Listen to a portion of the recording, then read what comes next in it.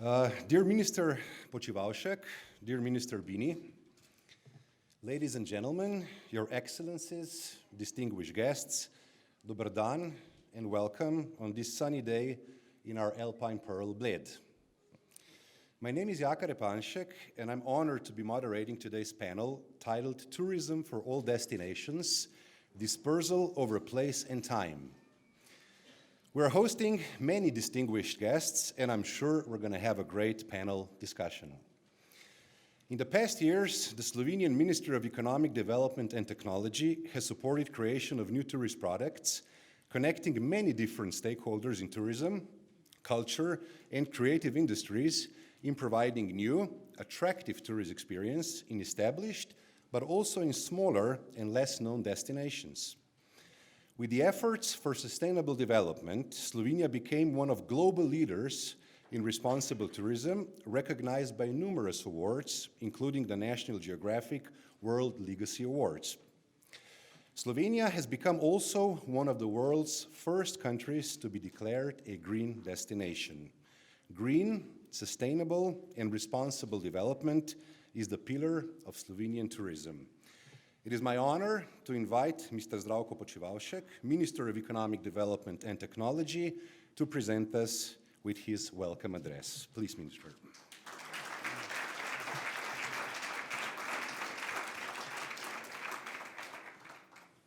Distinguished speakers, panelists, dear participants, dear my colleague, Minister Bini, it's my great pleasure to welcome you today in Bled, one of the most colorful tourist destinations in Slovenia and Europe. Thank you all for accepting our invitation to the tourism panel about dispersal over place and time. Tourism is a very important part of Slovenian economy. It represents over 12% of gross domestic product. Last year, we had another record-breaking year in the Slovenian tourism. We welcomed almost 6 million tourists and registered over 15.5 million overnight stays in our country. This represents 10% growth comparing to the year before. Foreign tourists realized over 71% of all overnights. Last year, we had 2.7 billion euros of international tourism revenue. This means 7% growth comparing to the year 2017. The results achieved in the first 8 months of this year are also positive. Although Slovenia is a small country, we can talk about great tourism potential here by us. We have some well-known and attractive tourist destinations, rich cultural and natural heritage. We have developed various tourist products and interesting stories for 5-star experiences. Slovenia is able to compete equally in global tourist market. Moreover, our tourism has been awarded several times with various international awards. As you all know, tourism reaches many sectors and levels of economy and society. It plays a key role in achieving a balanced use of resources and sustainable progress. It's our privilege that we have the opportunity to exchange our opinions and experiences about this topic. Digitalization created many new services and changed our lives. Society 5.0 set many challenges to the tourism sector as well. Information spreads faster today, and traveling has become cheaper and more accessible for all. Most attractive and well-known destinations gained further popularity and confront with problems of over-tourism. On the other hand, others struggle to catch the attention of potential tourists. It's important to have the knowledge and skills to steer tourist flows. In fact, this is crucial. Our distinguished speakers will present us their experiences, some good practices, and strategies on how to address the growth of tourism for the benefit of all. Dear participants, I believe that today we will all feel plenty of positive, creative energy, and I'm looking forward to a fruitful, interesting discussion. I wish you a pleasant stay in Slovenia, and I hope you will have the opportunity to feel our green, active, and healthy tourist destination. Thank you.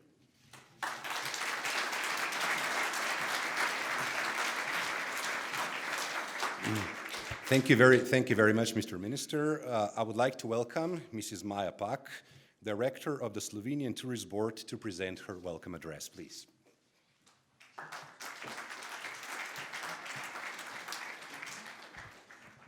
Dear Minister, Zdravko Počivalšek, distinguished guests, speakers, dear colleagues, we are delighted to have you all here for the 6th tourism panel.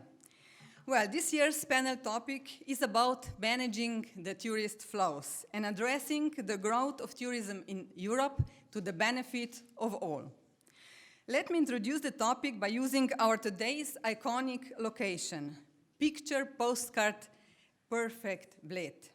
A medieval castle atop a steep cliff, a glacial lake overlooking the peaks of Julian Alps, a fairy tale island, and its church awaiting you to ring the wishing bell. It's the perfect shot everyone wants to get, if I use the words of one of Slovene's top photographers. And what's not to like here? But Esenko, the photographer, recommends to go beyond. Say to yourself, I've got the classic shot in the back, and now what else can I try? Now let me challenge you. Would you be able to be at Bled and skip the iconic view, the perfect shot altogether, and go straight off the beaten track to the road less traveled to take a special angle, a shot less known? Well, unfortunately, unlikely. At least not before that perfect shot. It's just the way we are. They say it's in human nature to think wisely but act in an absurd fashion. All these fascinating Instagrammable spots firing up our imagination. We dream about these places, thinking and rethinking our bucket list, saving money, and one day we finally get to visit, only to discover that everyone else is visiting at the same time. And this can simply be most iconic, must-visit destinations or places really hard to reach. For example, we have all seen the striking image revealing the life-threatening reality of our crowding on Mount Everest lately. In the past few years, the number of destinations raising the alarm over this has increased, and over-tourism is fast becoming one of the most debated issues in the modern age of travel. Yet the phenomenon is far from new. What made the news in the last couple of years was the sudden backlash from local residents. Tourism benefits are clear. It's brought well to destinations, cushioned the blow of financial crashes, restored historic cities. And of course, it's a huge industry. All this on the one hand, but on the other hand, it has also strained local ecosystems and infrastructure, destroyed beaches, and damaged cultural heritage sites. And now, let's not kill the messenger. The situation could namely be worse. The World Tourism and Travel Council says that of 1.4 billion international tourist trips last year, almost 40% involved a visit to one of the planet's 300 most popular cities. And they predict this is a trend expected to continue upwards in the coming years. As the global middle class gets bigger and bigger, social media more omnipresent, travel cheaper, and last but not least, all this coupled with cheap Airbnb rentals which drive up the cost of accommodation and living conditions for locals. So more and more destinations are wondering how to tackle this issue. The good news is that there are more and more destinations around the world that are working incredibly hard to prepare for the future. Of course, there is no single strategy that works for everyone. There are some short-term approaches adopted in certain destinations, like introduction of new levies on day visitors, shutting down some of the most fragile hotspot locations, putting a limit on the number of visitors at a certain site, promoting destinations for all season, promoting less known areas. There are also radical solutions such as segregating locals and tourists.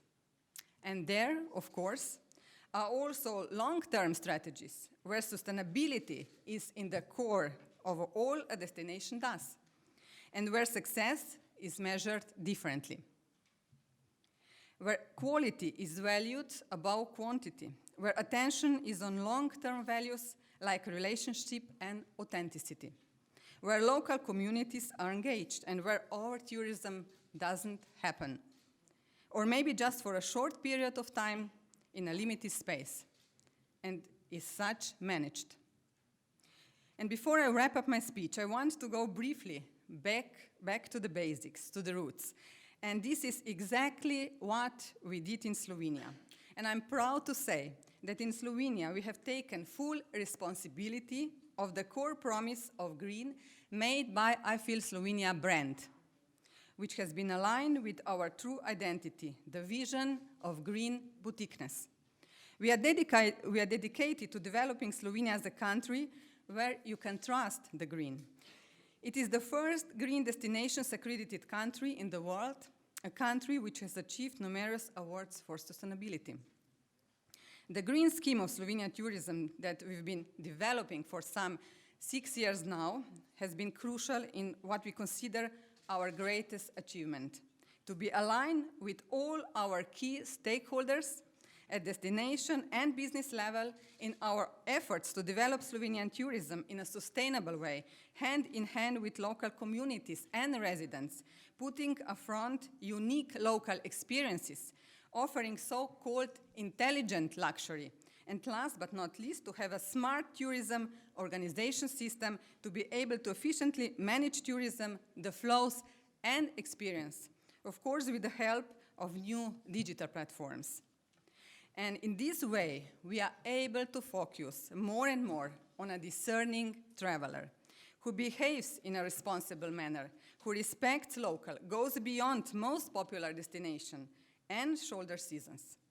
Of course, we have a number of challenges on this path, but we have a purpose, we have a mission, and we have a clear strategy.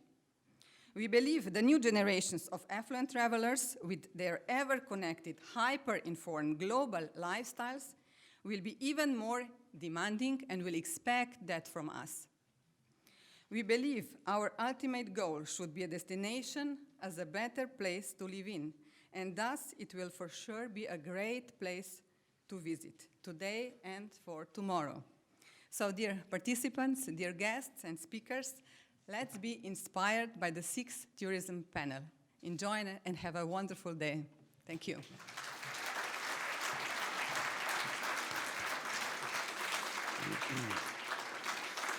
Thank you very much, Mrs. Pak. And now I would like to welcome Mrs. Daniela Wagner, representative of the Pacific Asia Travel Association for Europe, to present us with her keynote address. Thank you.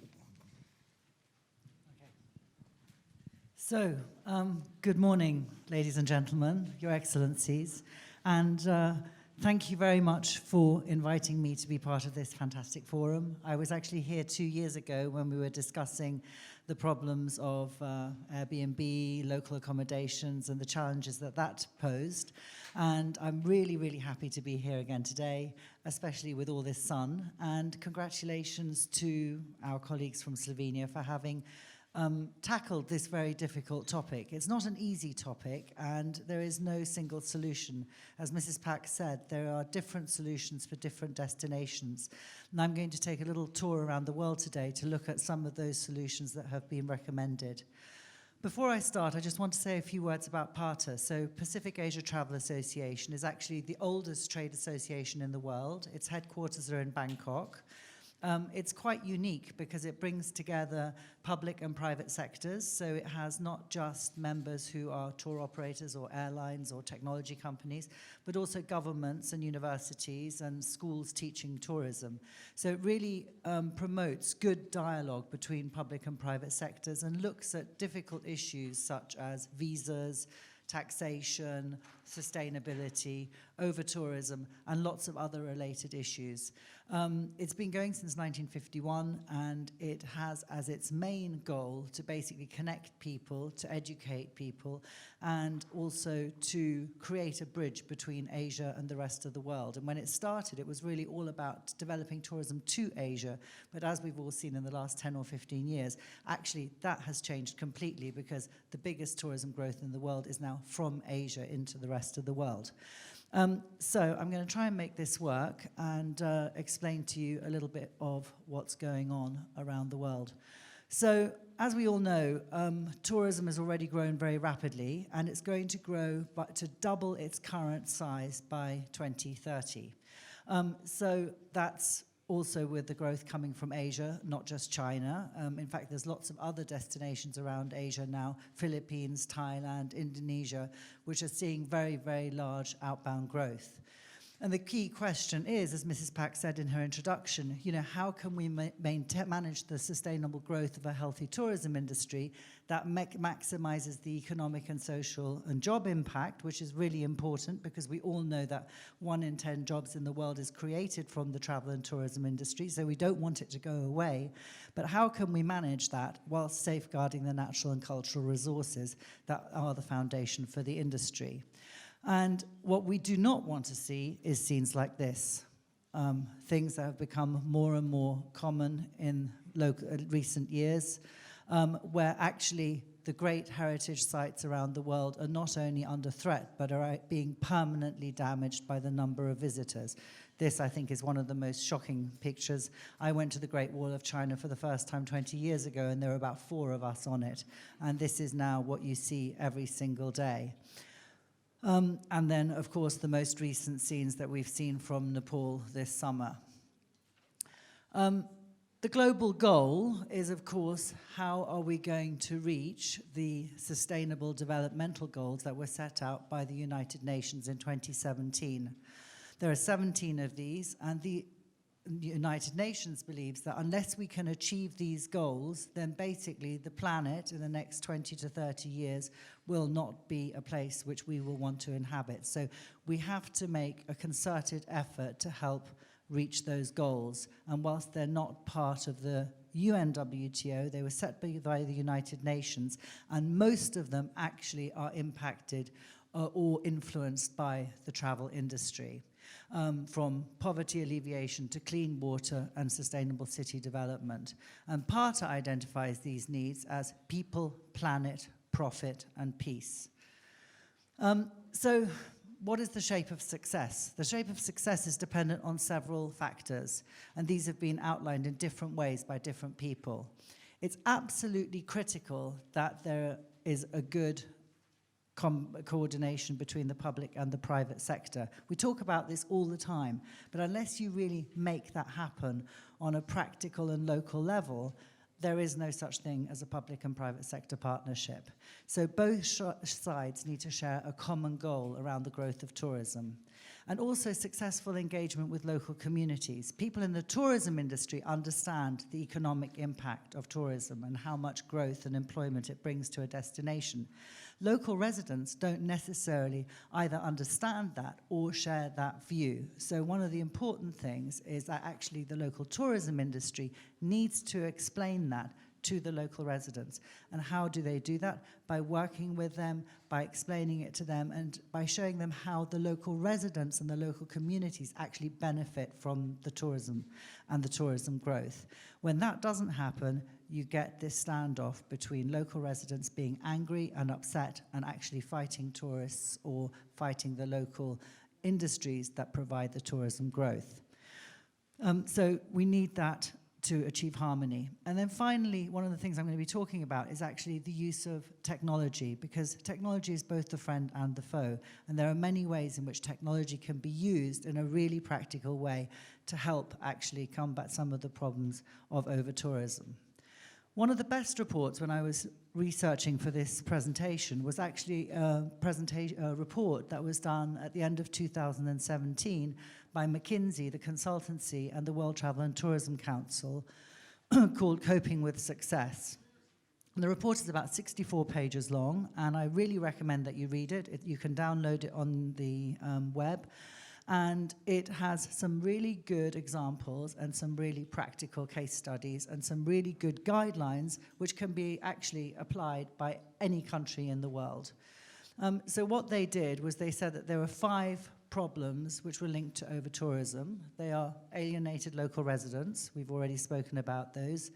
A degraded tourism experience, actually for the people arriving. People don't want to see and experience destinations in the way of those photos that I just showed you. Overloaded infrastructure. This doesn't just mean in airports, but also on local transportation systems and all of the local infrastructure that is there not only to provide services for the tourism industry, but primarily for the local residents. Damage to nature, and also threats to culture and heritage, and not just cultural sites, but also the way in which indigenous people live around the world and the way that they have lived for centuries and the threat that is posed to that.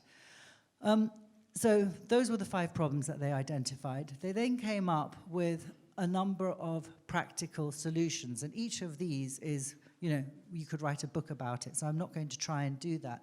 But I just want to highlight some of the key facts.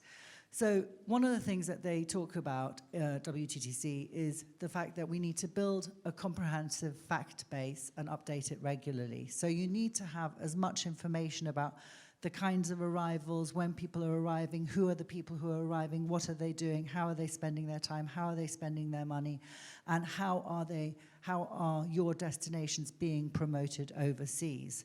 And then basically, whether you're just a city like Bled or a whole region or a whole continent, you can use that data and develop analytic capabilities to actually create your tourism strategies. As Mrs. Pack said in her introduction, there are some short-term solutions, but the best solutions are those where you have a 3 or a 5-year plan that you can start to implement based on facts and figures, and also on the outlook for the future. And then the next thing that they came up with was effectively establishing a sustainable growth strategy through rigorous and long-term planning. And again, this is not looking just at promotion, and I'll come to this again in a moment, but it's not about promotion, it's actually about managing tourism, and I think that's where the fundamental role of the Destination Marketing Organization or the National Tourism Organization has changed in recent years.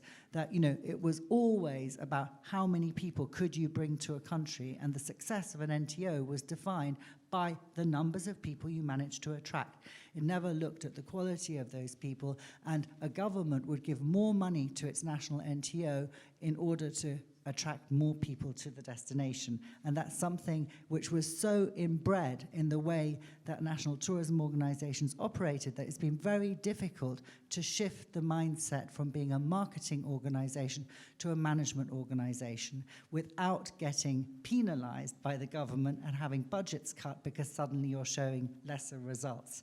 I see the ladies in the front row nodding, so I hope I'm saying the right thing. But I mean, Slovenia actually is an example. I feel like I'm preaching to the converted, because Slovenia is a country that's already done such a fantastic job managing really quick tourism growth and managing all of these different challenges actually in a fantastically healthy way. So actually we should be having this forum somewhere else, not in Slovenia, but we are here, so congratulations again for having chosen this topic. Anyway, so basically, if you have a long-term plan which is based around sustainability, both in terms of environment but also local cultures, then you have a much better chance of not facing those problems in the first place because you've thought about it and you've planned for it. But even if you are facing those problems at the moment, you could actually hopefully overcome those problems with time and with planning. And then this is, again, very, very important. Involve all sections of society, commercial, public, and social. The problem with all societies is that we all act in silos, even within the tourism industry, and I guess most of you come from the tourism industry. If you're in the hotel sector, you talk to other hoteliers. If you're a tour operator, you talk to tour operators. If you're an airline, you talk with other airlines.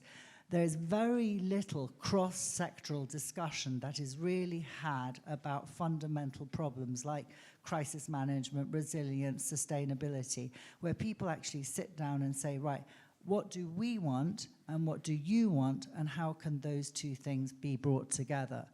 And that's something that if you do it as an industry, and then you do it with your governments, and then you do it with your local residents, and you involve the local residents in some way in an active participation in helping to welcome tourists, then you really have a big story for success. Actually, Iceland is a good example. So Iceland has seen the most phenomenal tourism growth from 2010 to about 2016. And actually, it became very much out of control. And the local Icelandic people were very worried about it. And the Icelandic Tourist Board actually started a really interesting campaign involving locals as part of their promotional campaign. And it was called Ask a Local. And actually, by doing that, they used real locals for this campaign, not people who were paid to run the campaigns and to participate in the advertisements. And by doing this, it actually became a very good marketing tool around the world, but it also became very authentic, and it explained to locals how they could actually engage with tourists as human beings who are there, like them, to experience something, and not as the enemy. So I thought that was very interesting.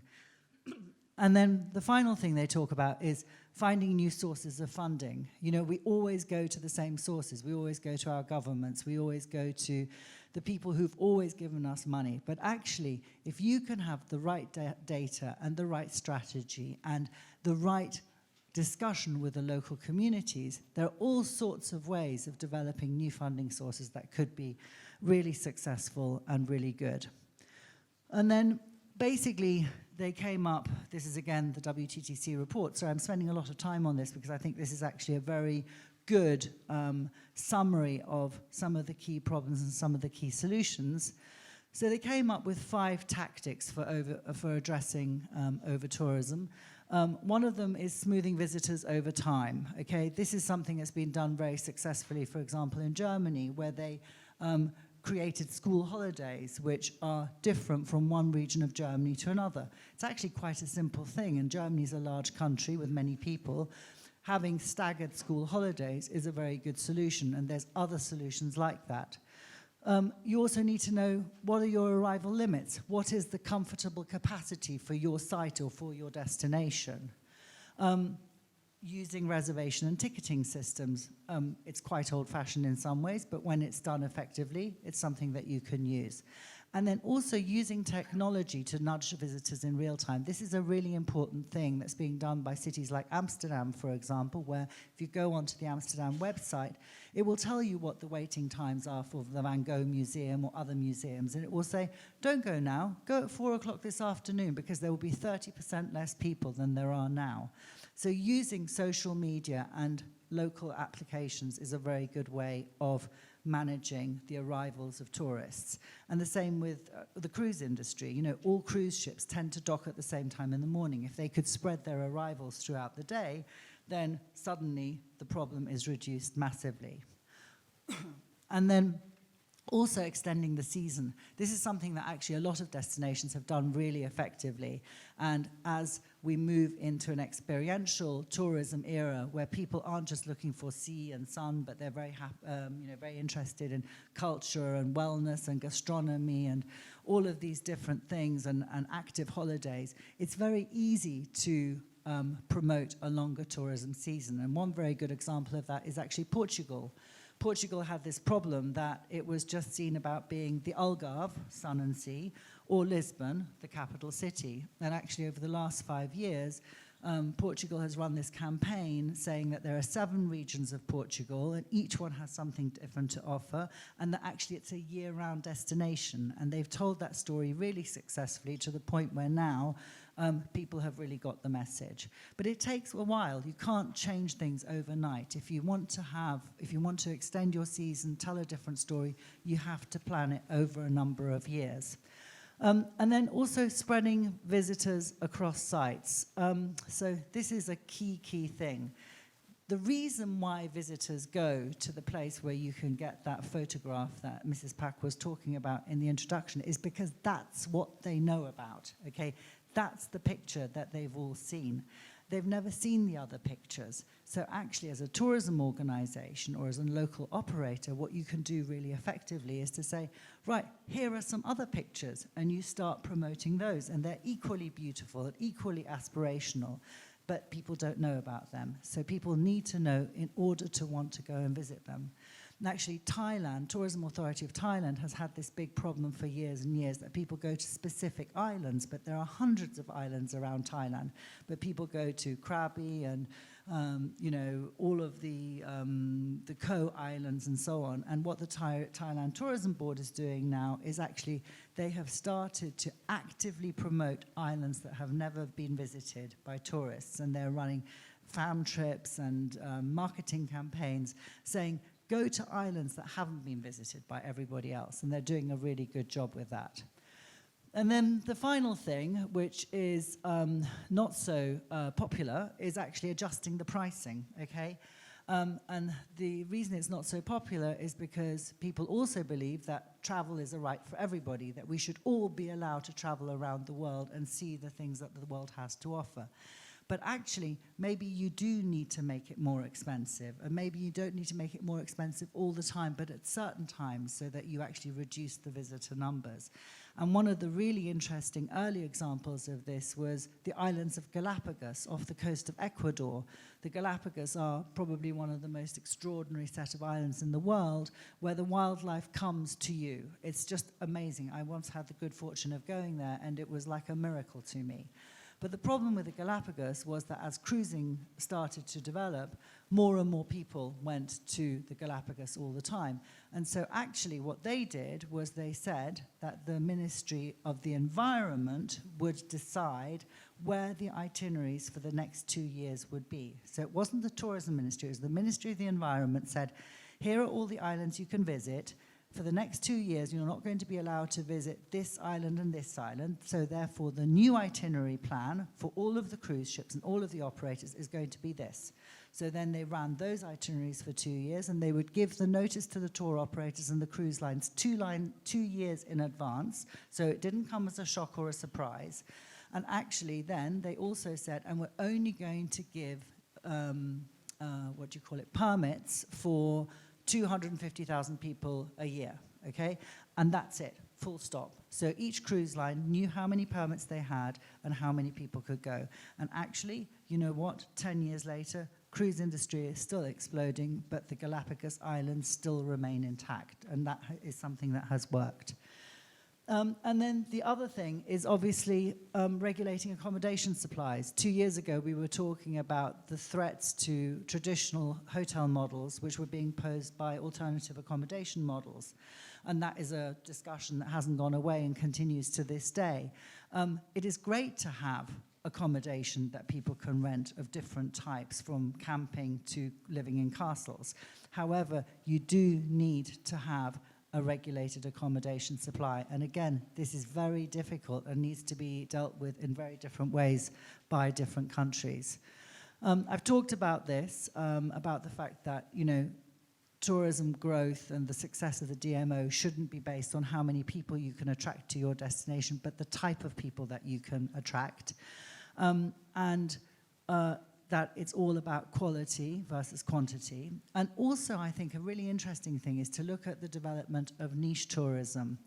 Look at how you get people to stay longer and how do you get them to spend more money in a responsible way. And look at also market segments, like luxury is obviously something we've all focused on for decades now, but family and silver age travelers, multi-generational travel is actually very interesting.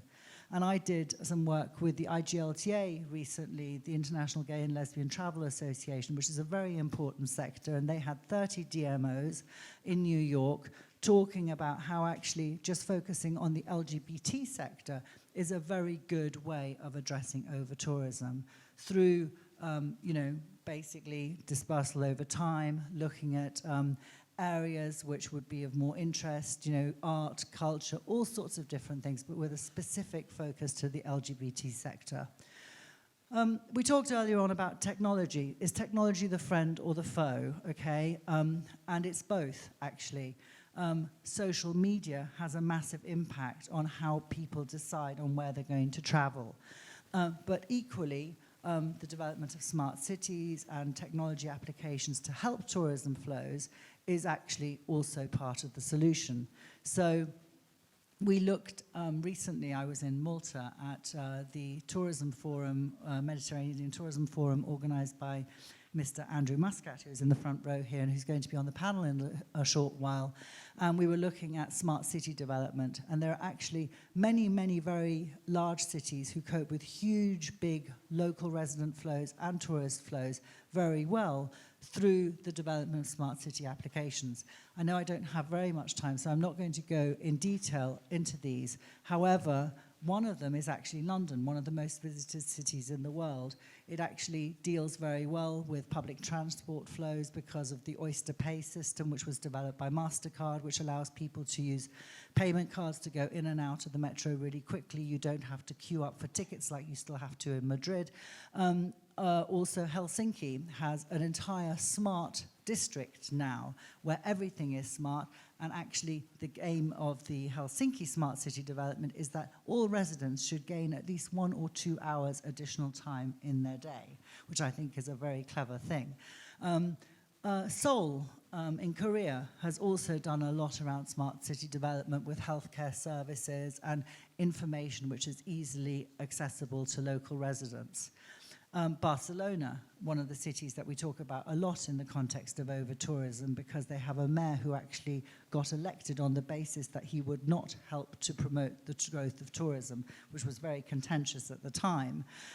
But Barcelona has a lot of good applications in place and is starting to find some good solutions. Singapore, one of the busiest countries in the world, both in terms of local residents in a very, very small physical area, geographical area, but also wants to be the world's first smart destination, smart nation leveraging highest mobile and broadband penetration.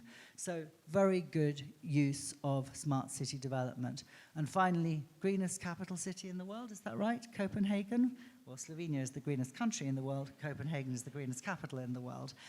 Anyway, they have also worked very hard on smart city applications, reducing pollution and quality of life for their local residents and for their tourists, promoting, the use of bikes and buses, et cetera, et cetera.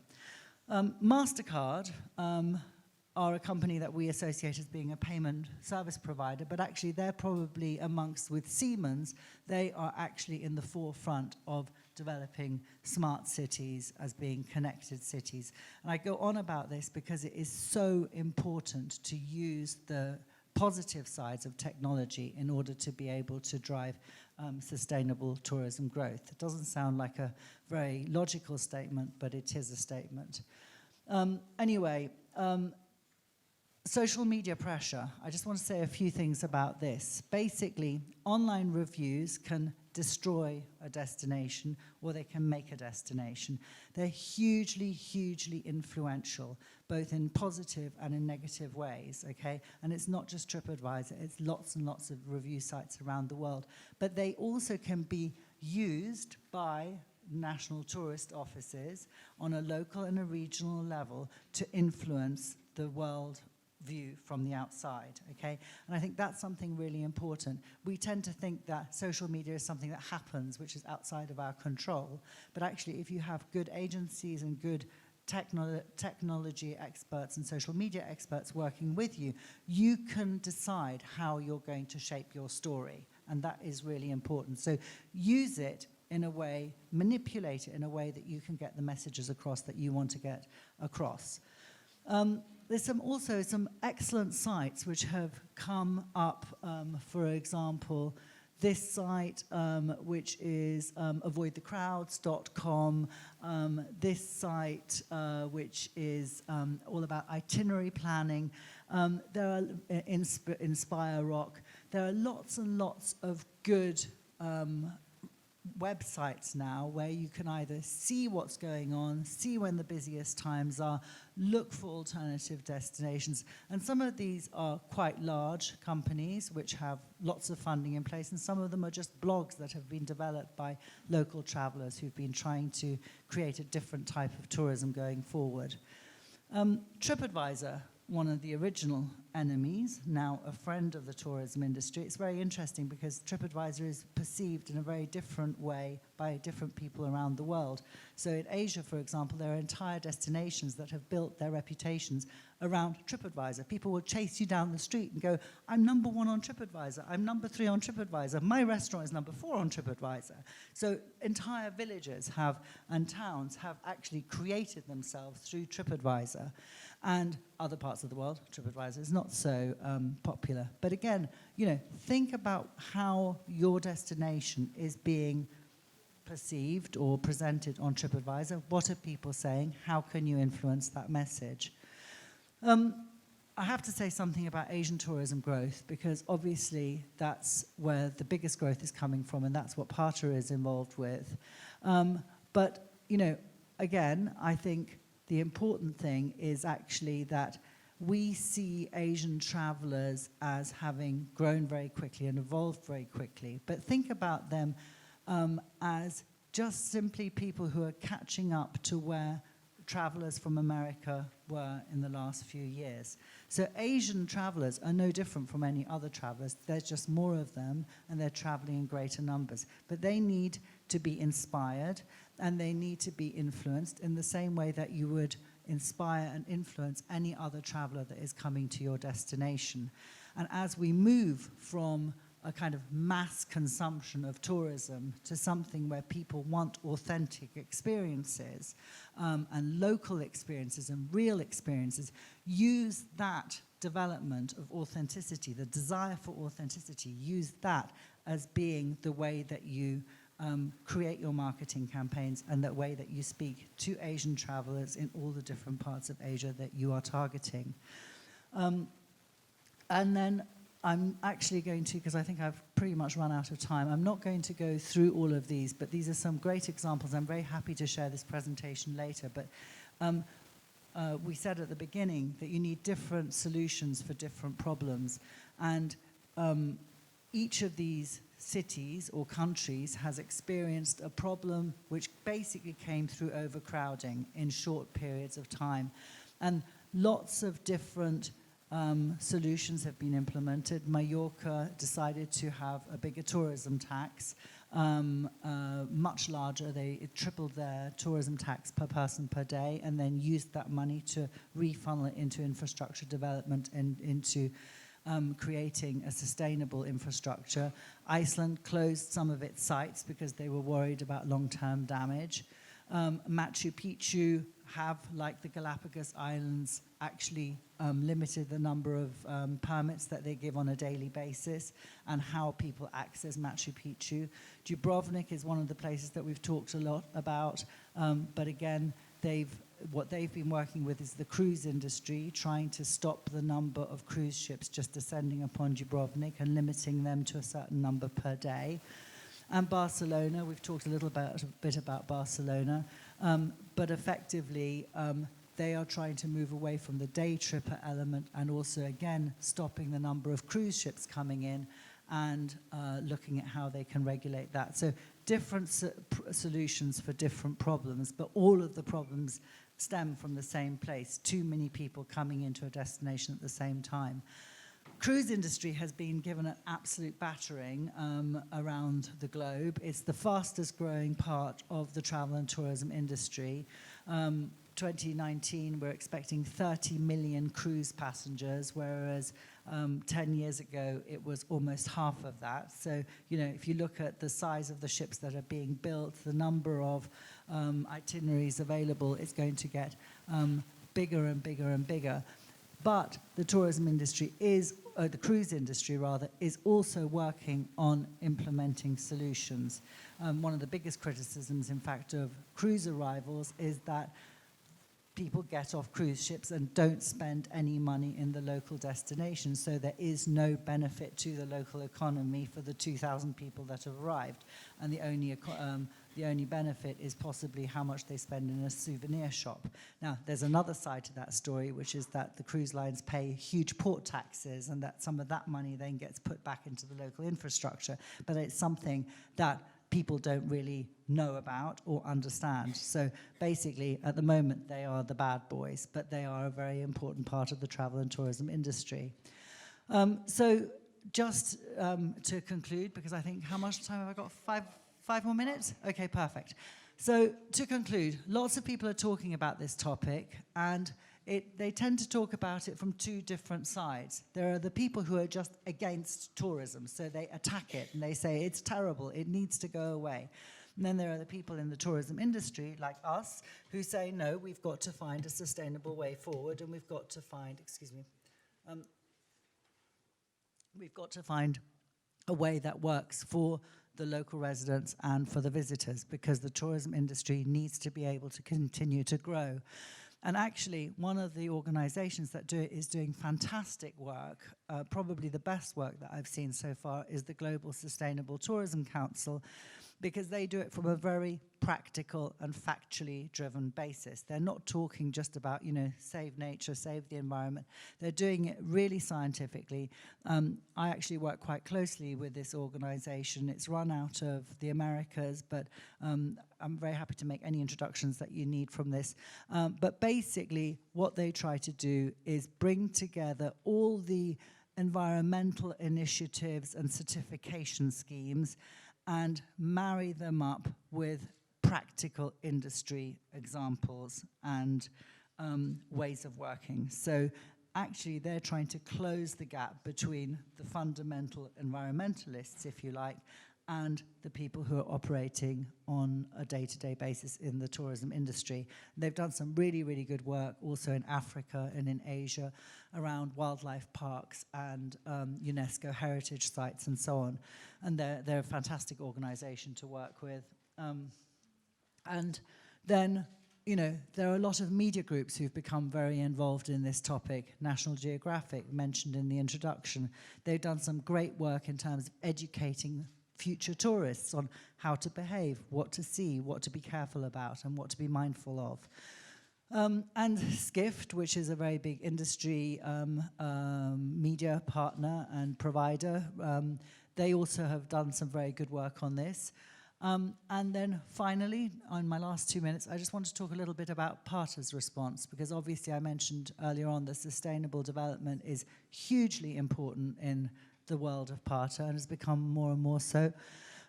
We've basically set up a sustainability committee, which has won lots of awards, basically, on how organizations can run successful, environmentally friendly events, how you can reduce carbon footprint, and all these different things that you can do. We've worked a lot with the UNWTO to develop common goals, and we also set up 3 years ago something called the PARTA CEO Challenge, which was all around getting national tourism organizations to vote for and promote secondary and tertiary tourism destinations in their country. And that we did that in conjunction with National Geographic and with TripAdvisor, and it's something that's worked really, really well, where basically we've said to people, instead of going to Angkor Wat, why don't you go to the temple, which is 25 minutes down the road, and which only has maybe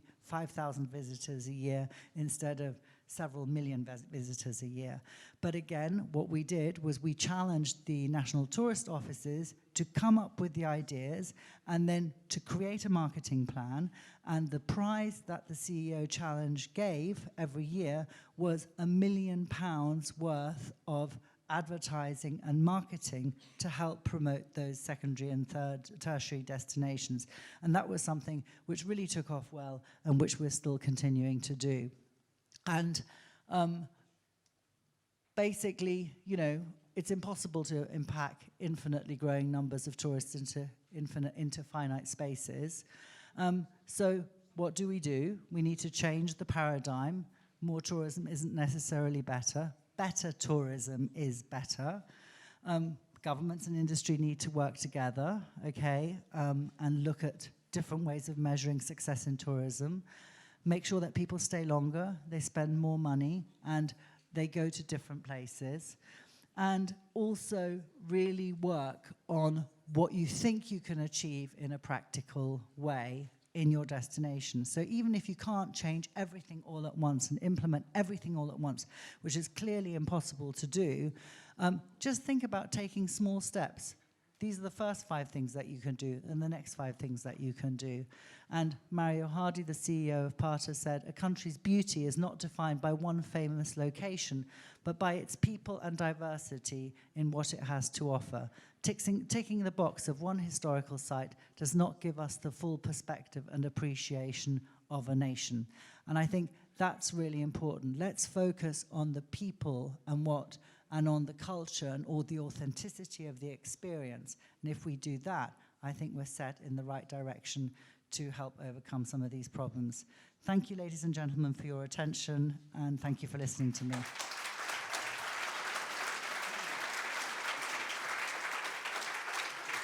Thank you very much.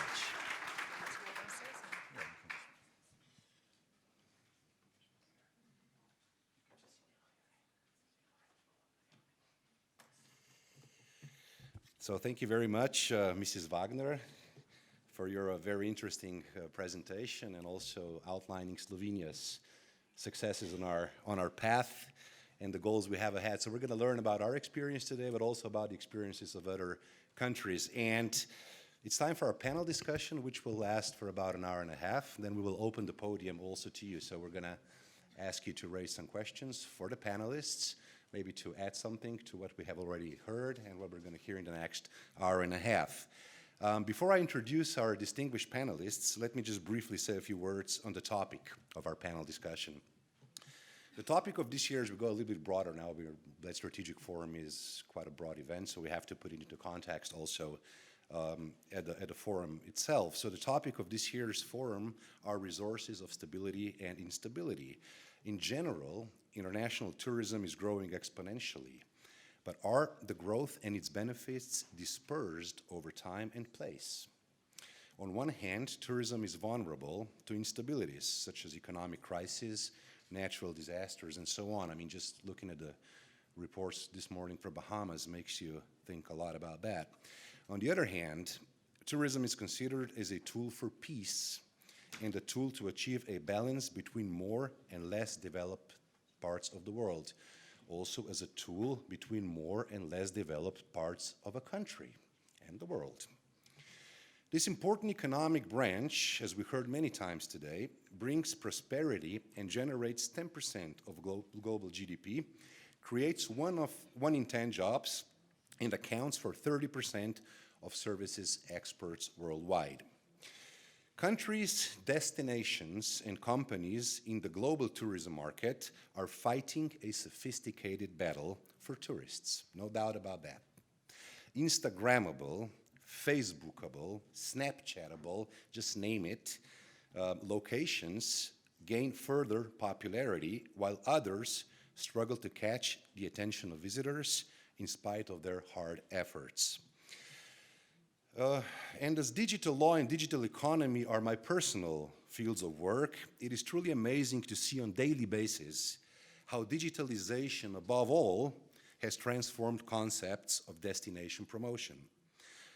Owing to digital technologies and a variety of tourist capacities, travel has become cheaper and more accessible to wider groups of people and different generations, which brings us wealth, but also challenges, some of which we will address today. As we heard Mrs. Wagner mention before, digital is both a friend and a foe. So, tourism for all destinations, dispersal over place and time is our topic today. And to paraphrase the old saying, hic Rhodos, hic salta, to hic blit, hic salta, we will tackle, with our distinguished guests, some of the following questions. Can we develop sustainable tourism to satisfy tourism stakeholders, visitors, and local residents at the same time? How can we balance that? Do we possess enough knowledge, skills, and other resources to steer tourist flows in sense of effective destination management, not promotion, management?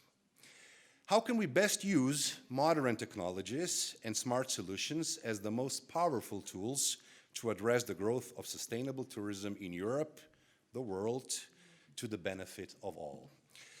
Let me introduce and invite our distinguished panelists to the podium. Mrs. Eva Strauss-Podlogar, State Secretary and Minister of Economic Development and Technology. Mrs. Daniela Wagner is already on the podium. No need for me to introduce her again, but she is representative for Europe at the Pacific Asia Travel Association. Mr. Andrew Agius Muscat, Secretary General of the Mediterranean Tourism Foundation from Malta.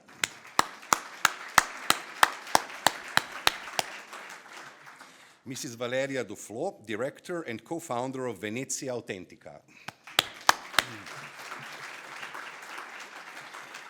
Professor Dr. Tanja Mihalic from the Faculty of Economics of the University of Ljubljana. And Mr. Marian Beltram, Executive Director for Tourism and Mobility at Nomago Company. Welcome. Now I'm just going to sit down here so I can see you all. All right. We have enough microphones. You were just going to kind of exchange the microphones from one to the other. So let me start, Mrs. Strauss-Podlogar, with the first question to you. We've heard a lot of things today, very interesting things. I'm pretty sure you're aware of them already, but let me just paraphrase them in a question to you. Certain top European destinations are overflowing with tourists, like Venice, Dubrovnik, Barcelona, among others. How can we disperse tourism in place and time to avoid such overflowing in Slovenia, from our example? What are we doing in this field? What actions has the ministry responsible for tourism here taken? And what can other countries, other participants learn from that, please? Thank you very much, distinguished panelists, dear friends. Yes, I think we can do this, of course, but it's definitely important to have more knowledge, even more knowledge than we used to have before, what is going on in tourism, what is going on around us. Sometimes it's a challenge already to know everything about municipality offer, and then about the destination offer, and then the country, and then the region, and the rest of the destination. Of course, collaboration, a very good collaboration between all the partners in tourism. It's much easier, I can say, to prepare a touristic product with the main touristic attractions, doing the same things that they were done for the last 30 years. It's more time and knowledge and a bigger challenge if you want to include something it was not so discovered yet. And we say often that Slovenia has small variety of the landscape and culture, and it's easy accessible, not yesterday, but in general. Yesterday it was not easy to come to Bled. But I think that this is now our biggest advantage, that we can really share and spread the tourists over time and the country. I'm sorry, Slovenia can do that by its size. It's comparable to Galapagos or Malta. We have a completely different geography or landscape. It's different. So Slovenia, countries similar to Slovenia can probably learn from our experience how to disperse that throughout the whole year. Around the whole year. We are lucky enough to have 4 seasons of the year, which are all very beautiful. And if we are honest, again, we spend a lot of weekends in reading about where we had too many guests at the one time, at one place. But you see, this morning and maybe in 10 days, even more, we will have more or less all the beauties, not for ourselves, but for the guests, being in the resorts, but not to the daily visitors, especially during the week. So the next question was, so this is, I believe, with more knowledge, with more cooperation, with definitely with more integration of the tourist product. But that's why what the ministry, together with the Slovene Tourist Board, what we are doing. So we published a tender, 2 of them already, and now we are planning for the 3rd one, for how to integrate the tourist product, how to be more innovative in making the tourist products. The green scheme of Slovene tourism, I can say it's something we are proud of, and we can of course share with international public and media. And of course, there are tenders for sustainable eco labels that again attracting the guests, that they are prepared to discover our country, not only looking for the shots of the location, but they are looking for the moments of the location.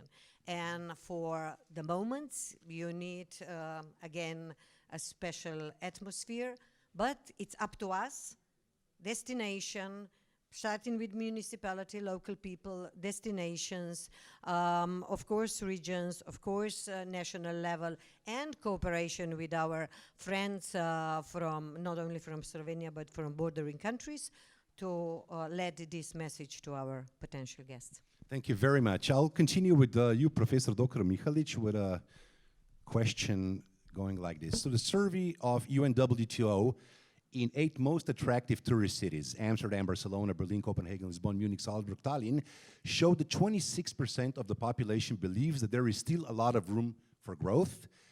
30% of the population believes that there should be no limit on the number of visitors. So is the so-called tourist phobic mostly due to negative reporting by the media, or we have already exceeded the planetary limits in terms of tourism? Thank you. Quite many questions, so I will start with the last one. Did we exceed the planetary limits for tourism and travel? We are 7 billion people at this moment at this planet. Not everybody is traveling, but the right to travel is a basic human right for everybody. It has been written in the Declaration of Human Rights, and I certainly do hope it will never be deleted and disappear. But unfortunately, more and more people are traveling, and this means that the travel, although still a right for everyone, the equal right and the just right, it doesn't mean that travel is for free. The world that we live in is managed by a global market allocation mechanism, which means it is the price between the supply and demand that is regulating the world. I don't think this is going to change in the near future. So it is also the tourism that will go the same way. But we all know that at the moment on the globe are only certain spaces that are suffering from over-tourism. I will only give another example that we didn't mention today, the Mayo Beach for the Blue Lagoon movie. It has been closed by the Thai authorities for we don't know for how long, because it has been destroyed so much and they want this natural beauty to recover. How much this is going to take, we don't know. And this is happening all across the world. We are limiting the entry, the access to certain spaces, and we are also setting the price, the combination that we are applying. But we all know that there are many other places where you don't get a perfect shot, but they are worth visiting. And we also know the seasonal character of the tourism, so we also have place for more travel in time. No, we have not reached the limit of the tourism all over the time. And then only another part of your question that I want to bring to the discussion. Yes, in the many cities that we are talking today, that they're overrun, overflowed by the tourists in unsustainable way, that there are a good case of over-tourism, the vocabulary we are using is very, very careful. It depends who is talking about the over-tourism. And even the local people that live from the tourism, they might say, well, there is still place to do more business, for the more visitors to come to the destination. So the question is, who will decide when the tourism, it's not the number, when the tourism turns into too much? I think that the main measure, the main indicator would be when the people are, or the visitors or the local inhabitants are saying too much is too much because the irritation is so high. Maybe so much for the introduction. Thank you very much. Now, if I can may just give you a sub-question. When you say the local people, interesting that the surveys show, for example, that negative reactions to over-tourism are actually pretty different from city to city, culture to culture. Just for an example, Barcelona, Venice, Berlin seem to be more sensitive to over-tourism, whereas Paris, which by all standards is also pretty overcrowded in many areas, people are not so negative about it. So could you comment on that also, how the reaction of local population is, and why would the reactions be so different? What's your opinion? It depends. I think it depends how much they are irritated. This is a psychological capacity of the destination on the side of the local inhabitants, and also how the situation is. It is the case from the case is different, but I just want to mention also the other side. It is also the supply side, the tourism industry, that is using very, very different words. For instance, the WTTC, World Travel and Tourism Council, is talking about overcrowding. They don't want to use the ugly word of over-tourism, don't mention anti-tourism, which is even, I would say, more politically or civic initiative supported movement against tourism that we don't want to happen in any destination. And the WTO, which is more, I would say, confident in using the word over-tourism, but still not anti-tourism, and even the Barcelona authorities, although we all know the political dimension of the process, is not talking about anti-tourism, but about over-tourism. So, yes. Thank you very much. Mrs. Wagner, if you can also comment on that, the last question I put right now, and then I'll have another question also for you, please. Yeah, so also interesting because in Slovenia, in Ljubljana, if you talk to people, there's a different reaction to over-tourism than there is in some other areas, which might be also subject to what we would call too many tourists, maybe, or not over-tourism. So it's really interesting how there's different reactions to that. What's your comment on that also? Yeah, I mean, I think basically you said it very well, that it depends on, I think WTTC were very careful about the choice of the word overcrowding, because effectively that's what they're talking about. Over-tourism is too many people in one place. So they've just decided to use the word overcrowding because over-tourism immediately implies, well, if it's over-tourism, then surely we need to reduce the number of tourists, and the whole ethos of WTTC is all about the growth, the sustainable growth of tourism and the travel industry. Coming back, though, to the example of Paris, I think that's a really interesting example, which is similar to London, actually, and New York, three very, very busy cities, which all actually have many more tourists than some of the other destinations that you've mentioned. But I haven't actually researched this in detail, but I think it would be worth seeing where tourism is a much smaller percentage of the number of people going through the destination, which would be the case in Paris, London, and New York, which are all very important economic centers. I think in New York, it's only about 5% of the people in New York are actually tourists. So therefore, it's just seen as part of the economic activity of the destination. So it doesn't change the quality of life of the residents in the same way as a small destination which is suddenly overrun. I was in Norway, actually, in June, extremely beautiful country and most magical nature and environment. And I went to Bergen and Oslo, And Oslo deals very well with tourism flows, but then I went to this very small place on the bottom of a fjord, and I arrived in the evening by train, and it was absolutely fantastic. And I walked through the city, little town, and I went to bed in my in my local, pension. And when I woke up in the morning, there were 4 cruise ships which had arrived in the early hours of the morning, and my experience was shockingly different, I have to say. And then by 2 o'clock it had all cleared again. But basically the entire little town has developed itself around the arrival of 4 or 5 ships a day, and it's not a very good experience for the local residents. But then again, it's somewhere that nobody has ever heard of, so probably all the economic activity in that village is around tourism. So that's all I really have to add for that. Right, thank you very much. Now, as you mentioned before, a large number of the increasing tourists will be from Asia, so I'll come back to a few questions about Asian tourists in a little bit. But now, Mrs. Duflo, if I may ask you, you focus on increasing visitor satisfaction and the retention of tourism revenue in the local economy. First of all, why is this? And how important is to transform tourism into a driver of sustainable development from your perspective, from Venice, and from your work, please?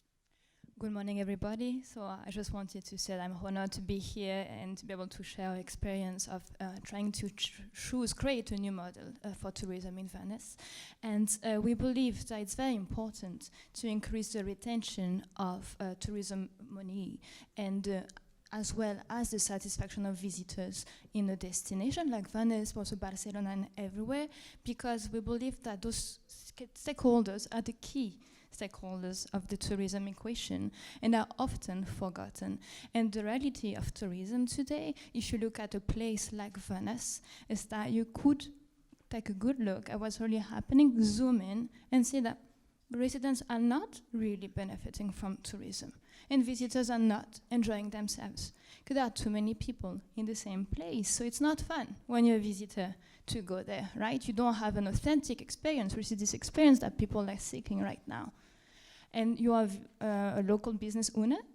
Everybody who's coming to your city, 20 million out of 30 million yearly visitors to Venice are day trippers.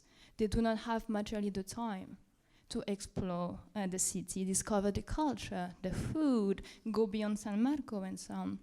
So they all go from the train station and so on, in San Marco, Rialto and so on, which means that everything in this area caters to tourists.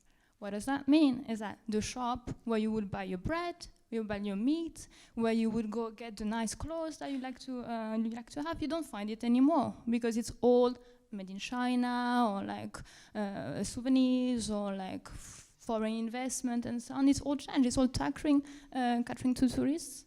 So it's really shifting the economy. It's important that tourism becomes the driver of sustainability it should be, because the money comes and leaves the destination, where we could make sure that the money does go into those small local businesses and create the good that it should create, providing a better experience to the visitors. I mean, it's really interesting, the statistics. I have to say one statistical data. In the last 30 years, 50% of permanent residents of Venice moved out of the city. 50% in 30 years.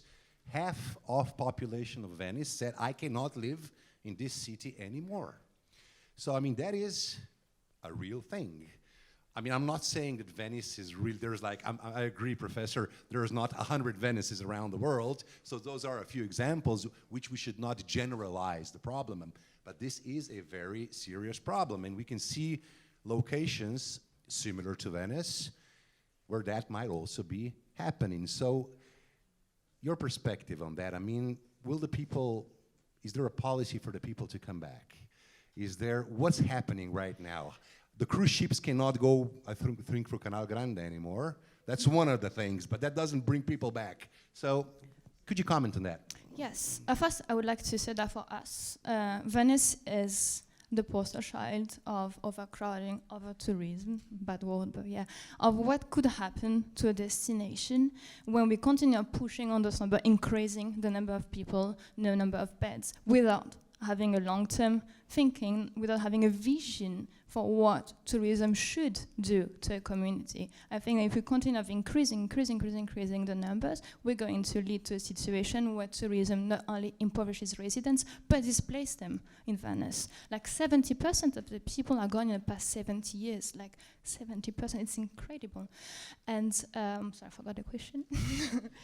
That's perfect. We'll come back to that. I mean, there's a few more questions about Venice I have, but please, yes, I want to encourage you to reply to what you hear from your neighbor next on the next chair, please. So we have a dynamic discussion. Please. Just a short question. I mean, it will be interesting to hear why those 50% moved.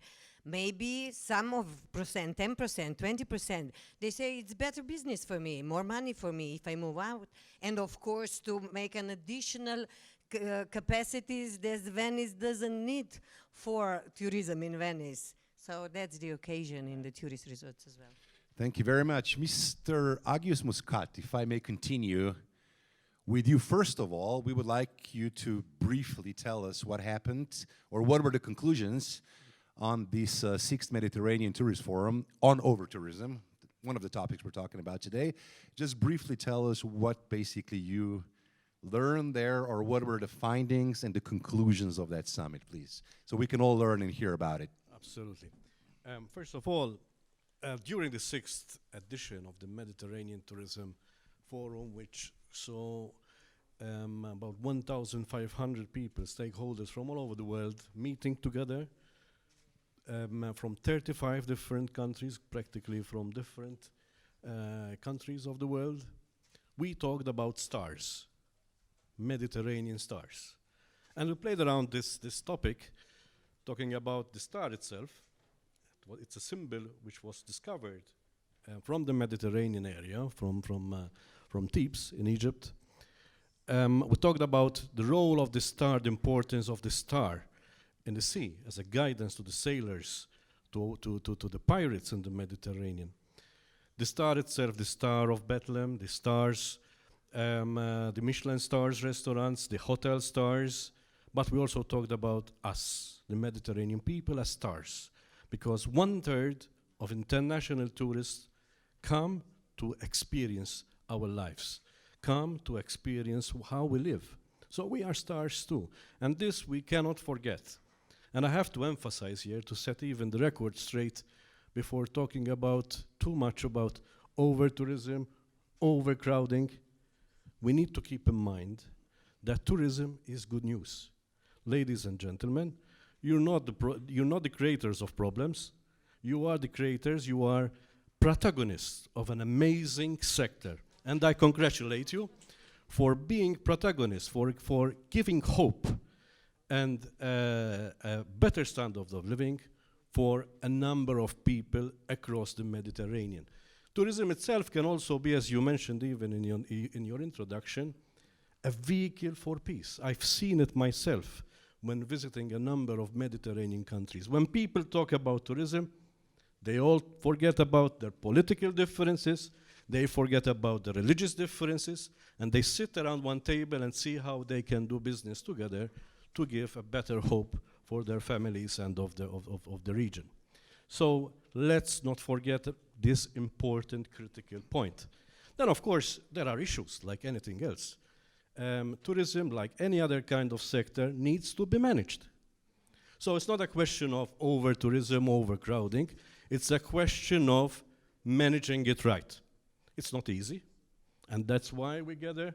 That's why we bring the best brains together to see how we can manage better our sector. And if I have to share with you maybe the two key points that came out from our event, the first, I would say, learning point is the need to have a vision. That's the key. That's the kickoff point. Before talking about solving problems, we need to have a vision. That's why we need good politicians. And I have to say, I have to make a parenthesis here, that Slovenia is very lucky to have Eva as a Secretary of State of Tourism. She's a powerhouse of ideas, of innovation, of representing your country overseas with new ideas, sharing ideas. So vision is important, but before talking about vision, you need to understand where you stand today. so that then you can set where you want to get to. So that's key. Once you have established that, then you need to go for action. Back to the vision side, I have to remark, I was going to forget about this is very important. Probably one of the most important statements made during the conference was brought up in a message by Pope Francis himself. He wrote a letter to us supporting our activity, and he talked about sustainable tourism. And he said that before talking about sustainable development solutions, we need to keep in mind intergenerational solidarity. The need to keep in mind that what we inherited from our fathers, we have the responsibility to take it forward to our children and the children to their children. So this is key. This we need to have it at the crux. We're doing things not to please tourists, but to improve the standard of living of our people. So this is what tourism is all about. Then back to the projects, then back to being relevant. It's good to have, again, conferences and discussions, but we need to go out of that room with ideas, with projects, because people out there are after projects. They want us to be relevant to them. It's useless to go and present them papers. They want projects which address their needs. And a number of projects have been discussed, a number of ideas have been discussed, bringing together, applying technology, applying academic research into practical projects, and this was all about our forum, which of course I'll be more than happy to talk about the projects at a later stage of this panel. Thank you very much. I'll just ask you. Thank you very much for your point about the stars and about the fact that we're not the problem. However, there are issues, and we want to tackle those issues in a right and manageable way. But let me ask you, or give you a sub question. Slovenia has a vision here. You talked about a vision, and I mean, if you put Slovenia as a Mediterranean country, and we heard that today from the Secretary, State Secretary, from Mrs. Pak, our vision is very developed here. But this was a Mediterranean forum. Do all the countries have a vision developed, first of all? And second of all, can you compare them? Because honestly, Malta, as I mentioned before, and Slovenia and Spain are in some ways comparable, but in some other ways, of course not. The visions do have to differ. So how do you tackle that when it was a Mediterranean sort of a come together? Where did you find these common points in the vision? Yeah. First of all, one of the missions that we are promoting is exactly to rekindle back the Mediterranean identity. First, you need to have an identity. Throughout history, the Mediterranean identity was really strong. Then, for one reason or another, again, through history, we became Europeans and Africans. We lost our identity.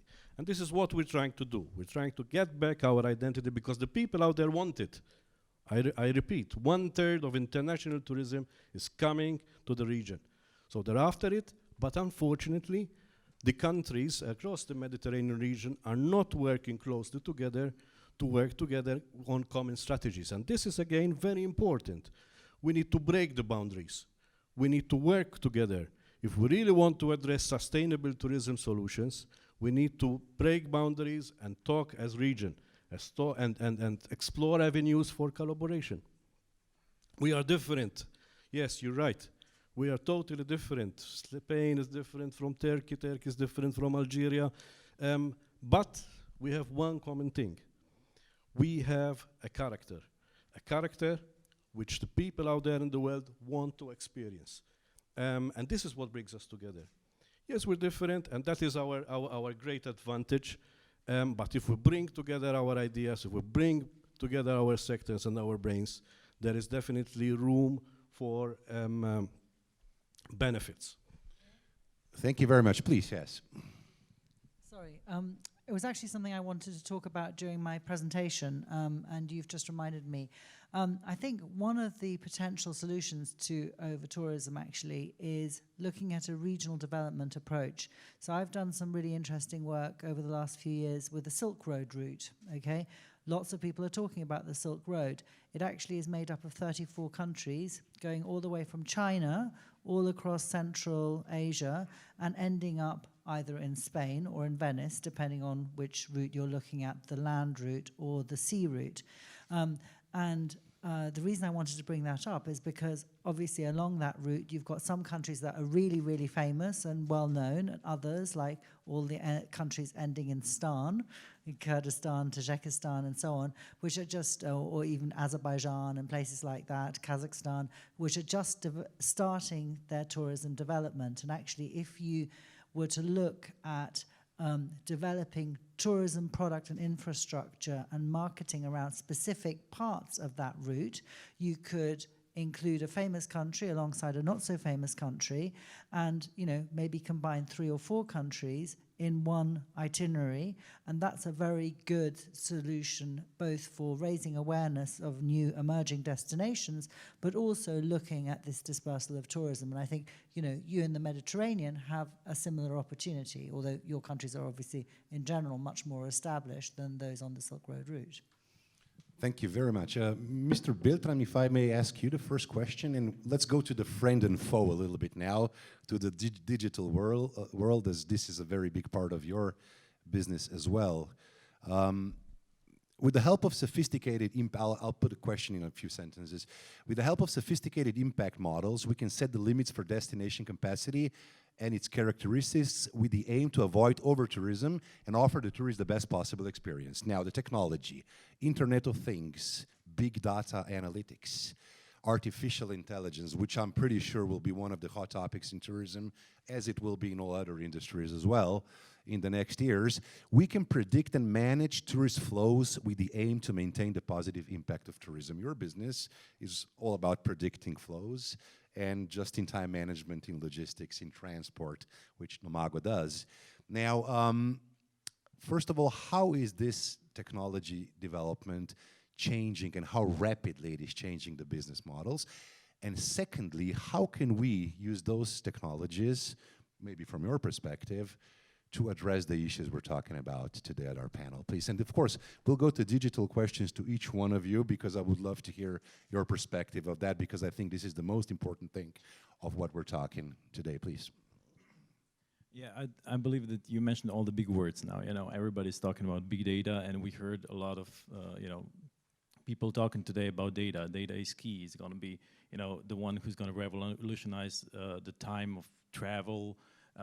How many, you know, people are going to travel, you know, cities are going to be prepared to, you know, embrace the travelers coming in, and how will they manage it? How will they, you know, with the IoT, are we going to, you know, censor the cities so or the pathways, so we're going to, you know, have more data on, you know, how the paths of the travelers or you know, even citizens in the city are moving, you know. I believe that digitalization, you know, through the past 10 years changed the whole industry. Not only travel, mobility and the way we travel and the way we move from A to B, it's been revolutionized. I think we are in the brink of the age where maybe this is the new mobility revolution is coming up, you know. What happened when Ford introduced the cars, you know, it changed the mobility and the structure of travel in 4 years. And now, instead of, you know, traveling with cars, you know, we're talking about how to book travel, how to move from A to B, you know. We know that we have companies that don't own cars, but they are the biggest taxi drivers. And we have the similar thing on buses. We have the similar thing in hotels. And this is all, you know, on the side of digitalization and changing the whole way of thinking about travel or even moving, you know.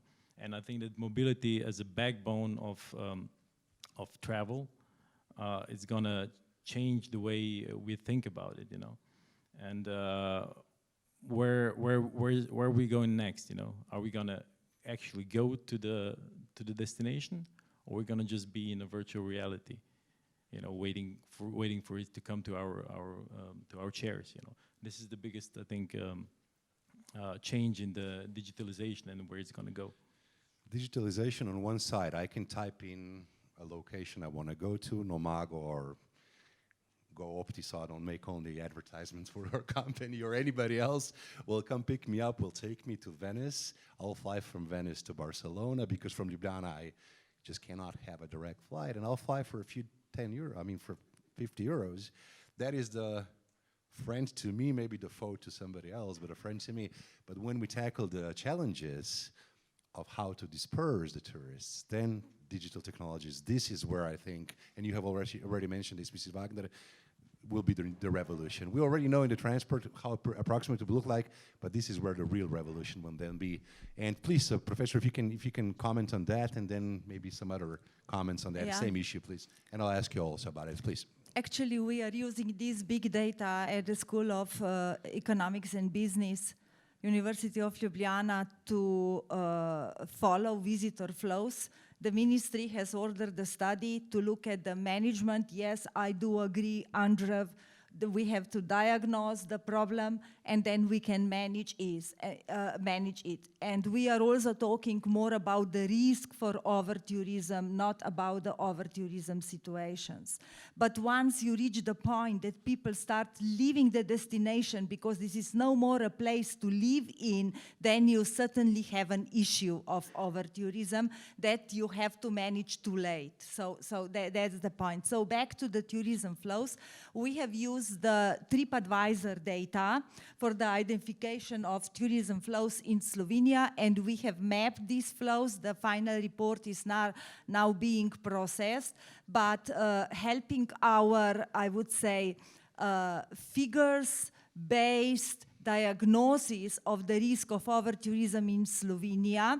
The findings are quite interesting. There are some more visited places. I will name them.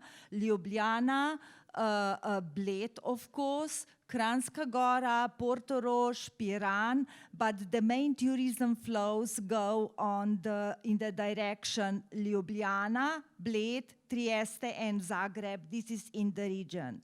So very strong tourism flows, but the identification of the situation of the risk of over-tourism is not only based on the figures. There is not such a number because the situation from situation is different. It is this socio-psychological capacity in the destination that turn into indicators such as, do you still want to live in this destination, or do you want to move out because of tourism, which is, by the way, one of the basic qualitative questions to measure the risk of over-tourism. Where else in your researches at university, at the faculty, do you use big data? Because I'm really interested in the application of big data.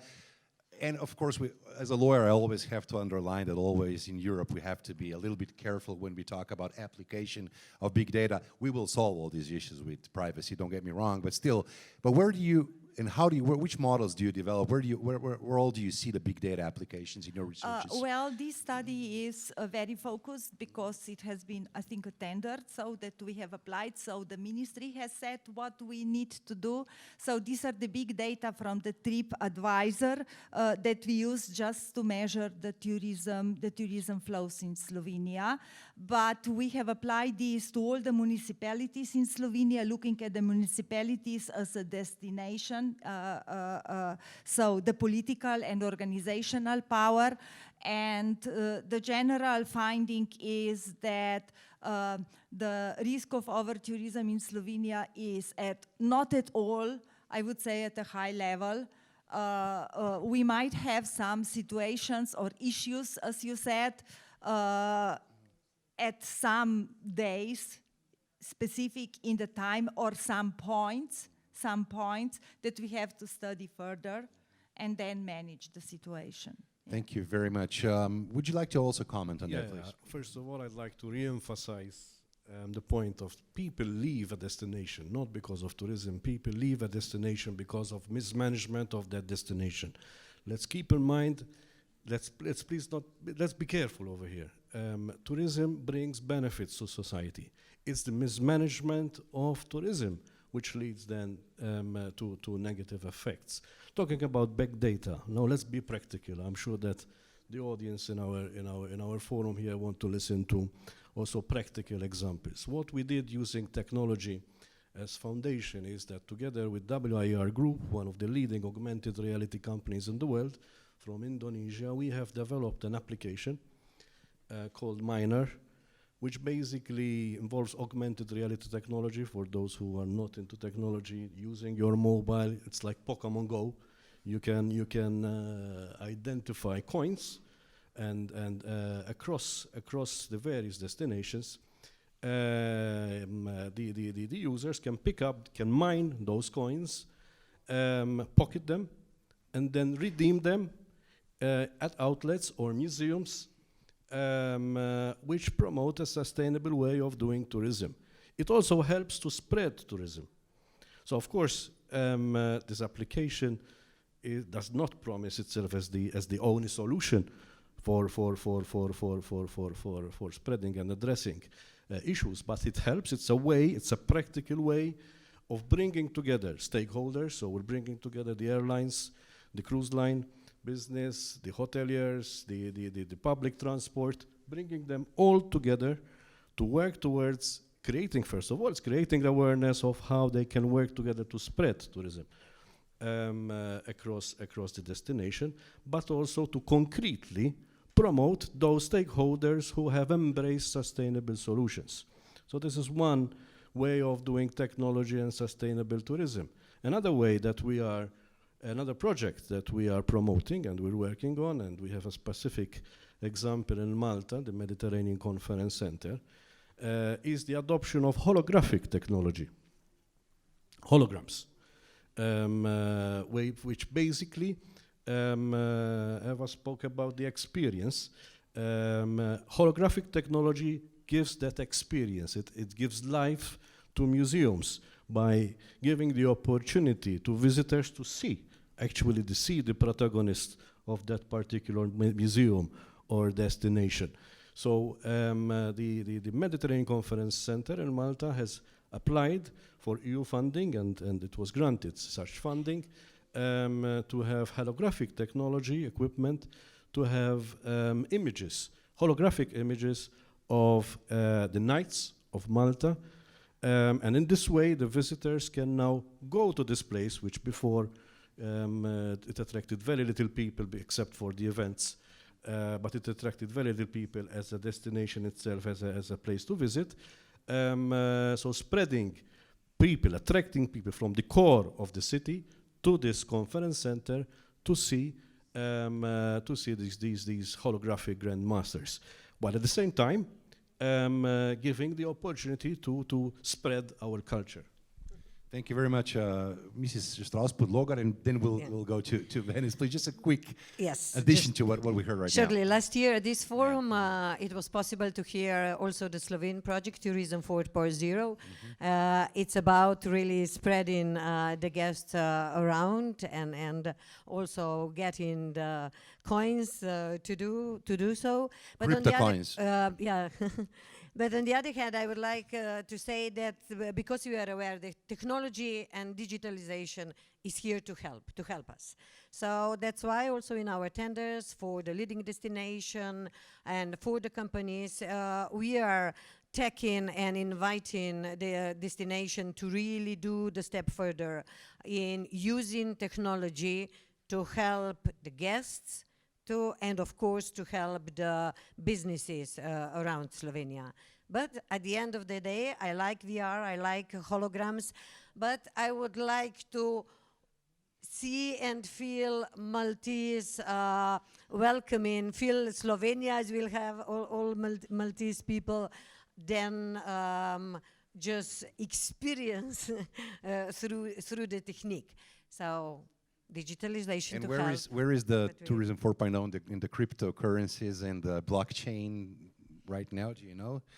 Are we using that, or is it a project in development? I don't know, I must admit, but we have people here in the audience who are working on the project. Okay, maybe they'll tell us later. Okay, now please, we would like also to hear from your experience. I know you're putting a lot of emphasis, and basically you wrote, and when we were exchanging emails prior to the conference, that you see this practically as the main solution to everything we're discussing, dispersing tourist flows in time and space. And I don't want to talk about over-tourism anymore. I want to talk about dispersal of tourism in time and space. Now, your experience from Venice, please. Okay. So let's go back to the problem in Venice. My co-founder and I, we are like the two stakeholders in tourism. Right? I first came to Venice as a visitor, and he used to run a local business there.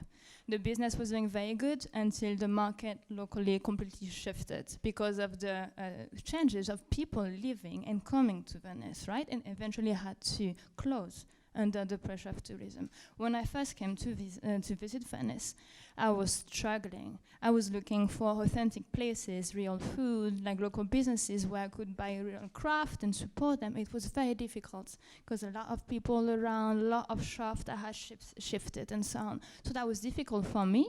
When I eventually managed to do so, it was a highlight on my stay.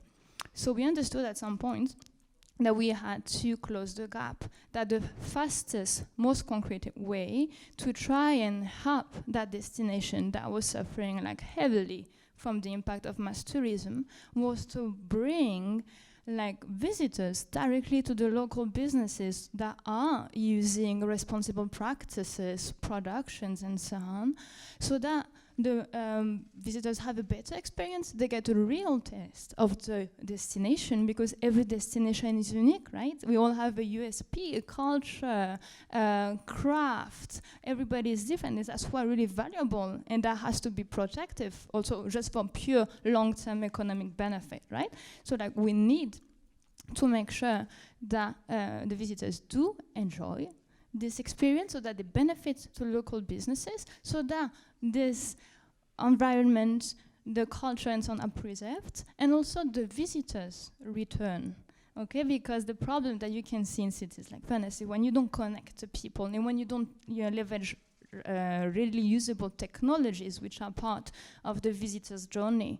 2/3 of visitors use digital technology to plan their travel. So if you don't use that kind of technologies, you're losing a lot of the benefit on the way, right? This is why we do exactly what Mrs. Wagner was mentioning earlier. We work not only in like empowering local businesses and visitors on the destination, we also do a lot of marketing. We use live broadcasts, we use like photographies and so on of sites that are not the sites that people are used to see. So people create a new image in their heads of what the destination is and are inspired to take the actions that we make easy for them to take when they use our platform, where they can find all the experiences that they can want to try to have like an experience, an authentic experience, or like find a fantastic bacaro where to try the local cicchetti, which are finger food or that kind of things, right? So we're trying to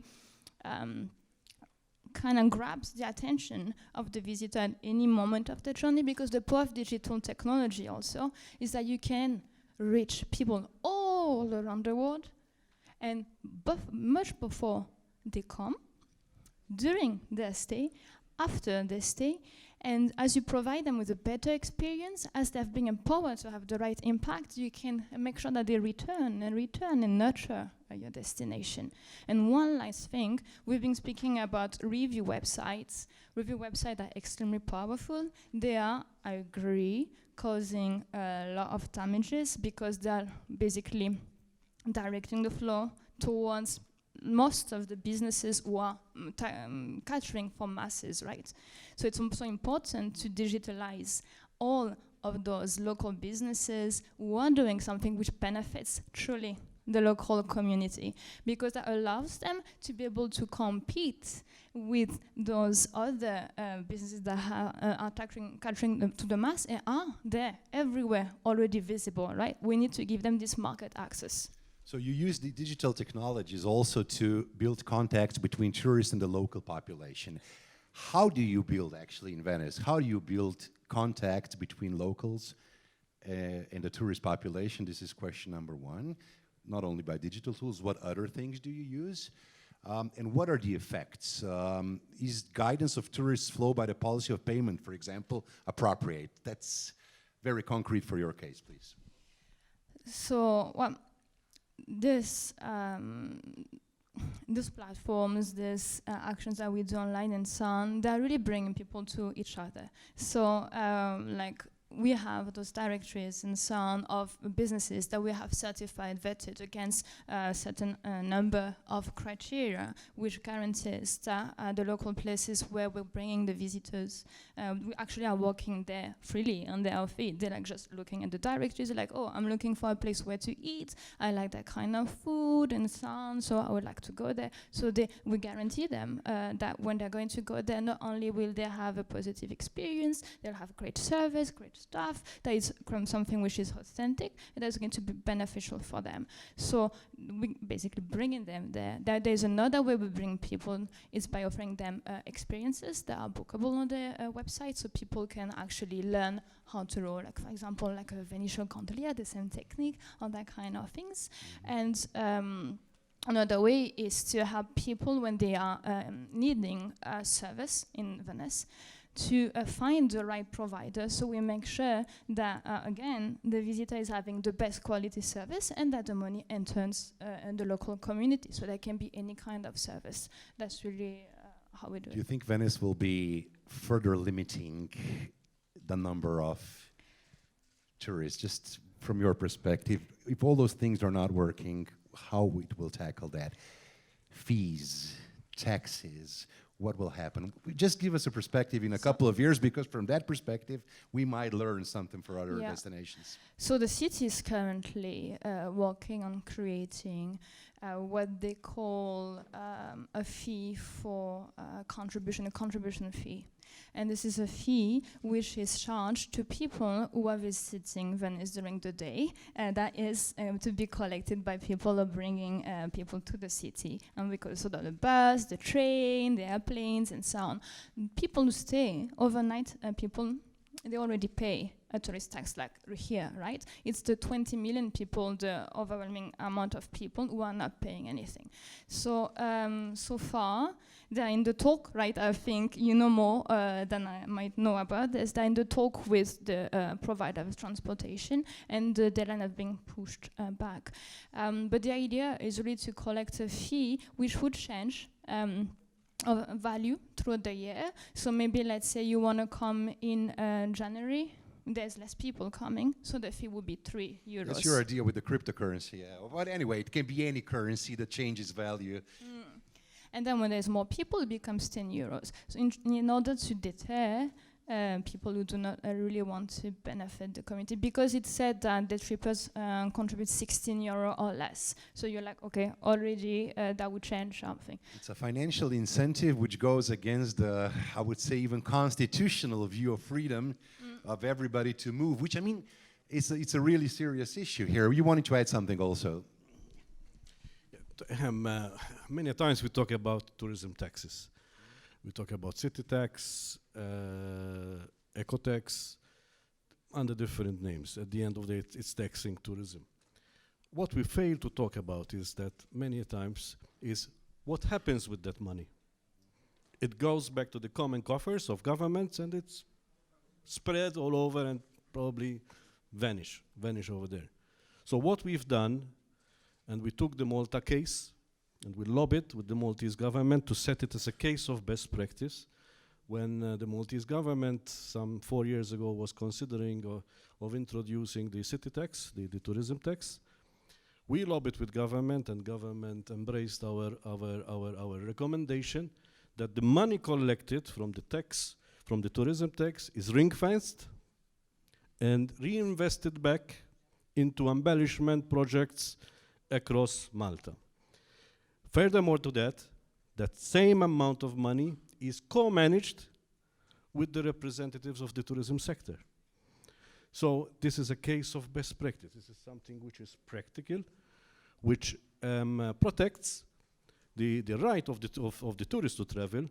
Of course, we need to pay taxes, as we do for everything, but it's important that the money that comes out from tourism, it goes back to embellish our products for the benefit of the tourists, but more importantly also of the residents.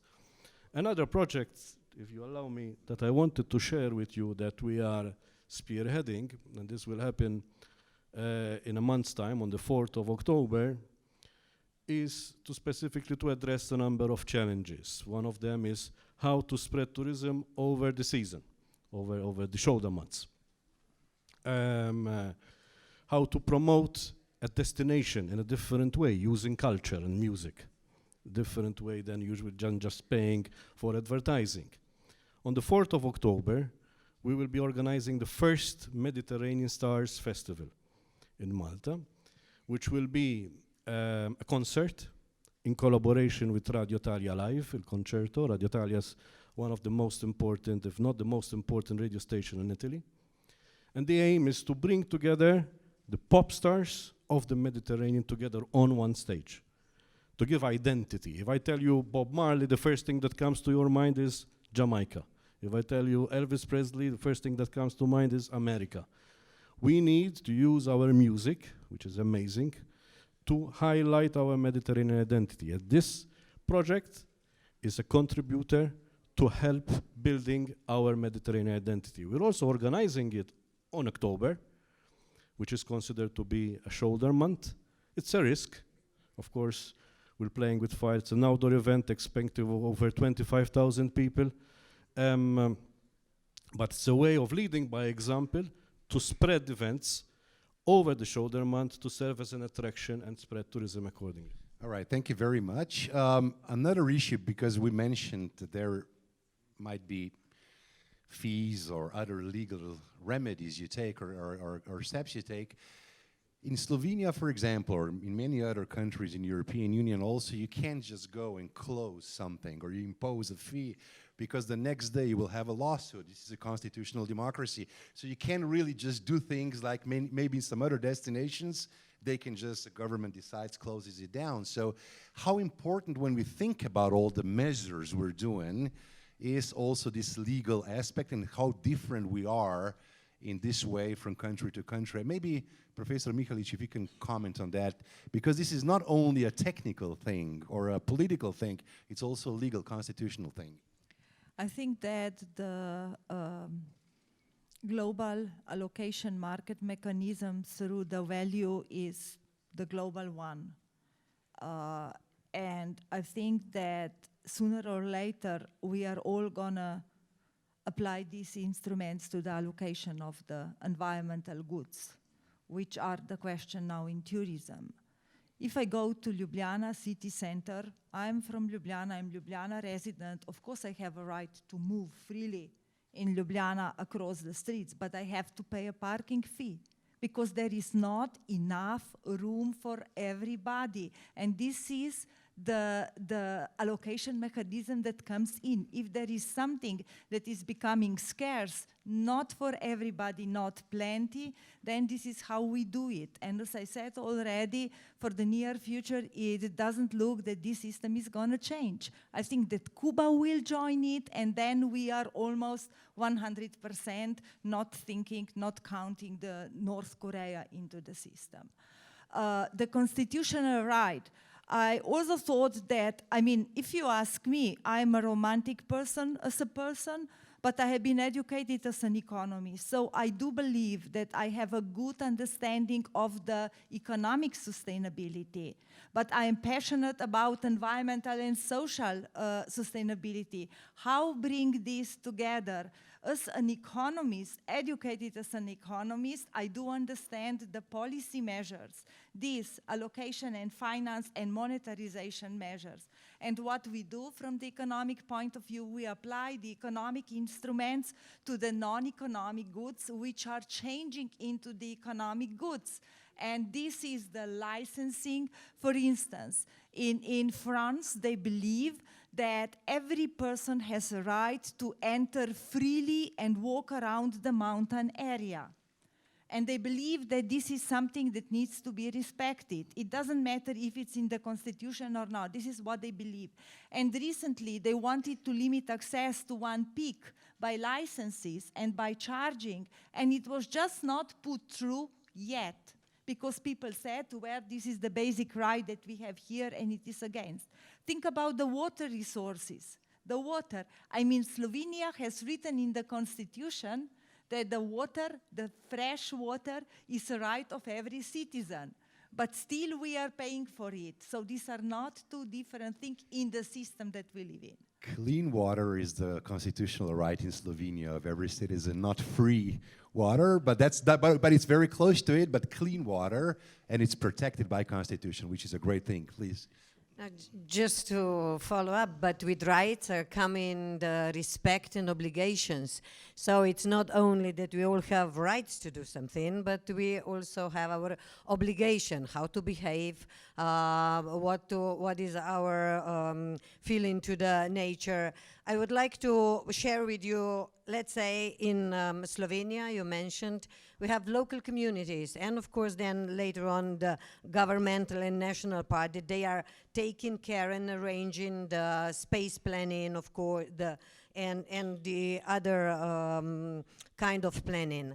When after 10 years of independence of Slovenia, I was already working for the Bled Tourism Board, I met a lot of people coming from after 20 years. They were just listening for 10 years how Slovenia is successful, how it's developing itself. And after 20 years, they were back to Bled Castle and they said, oof, what a relief. I was so worried that all this, your success in tourism that would really reflect on, I don't know, destroying this beautiful nature and the image. So it's about what we can do, and it's about what we can't do. And just by the way, regarding our legislation and the tourist tax, and we already have in our law for tourism that all the tourist tax is staying with the municipalities, and by the law have to go back to the tourism. Which is great. Thank you very much. And you keep the microphone, please, because the picture behind you is Bled, and this is, I guess, when you see Slovenia, this is what you show to somebody almost or every time, or, well, there's a few others, but this is one of them, isn't it? But then Mrs. Pak today, she had a presentation. I don't know how much you were aware of the photos she had. And actually, a lot of them were from where I want to go in Slovenia, and from where I see more and more people that come want to go. I was in Bovec last week. I was in Izola, which at the coast for me is, I'm making a little bit of a commercial there, is the most picturesque little city we have. Not Piran for me, but a lot of tourists first go to Piran. No offense to Piran, don't get me wrong. What I'm trying to say here is, how can others learn from Slovenian? Actually, we're doing quite a good job to move people, to tell them that not only this picture, Mrs. Pak mentioned that a little bit, but show them those other pictures that are actually, in a way, even more beautiful, and we can disperse tourism in place and in time and throughout the year. Now, let's hear from Slovenian experience to the audience, because this is an international conference, not only for Slovenians or for some specific countries, for everyone, please. And I would like you also, Professor Mihalic, to comment on that. Please go ahead.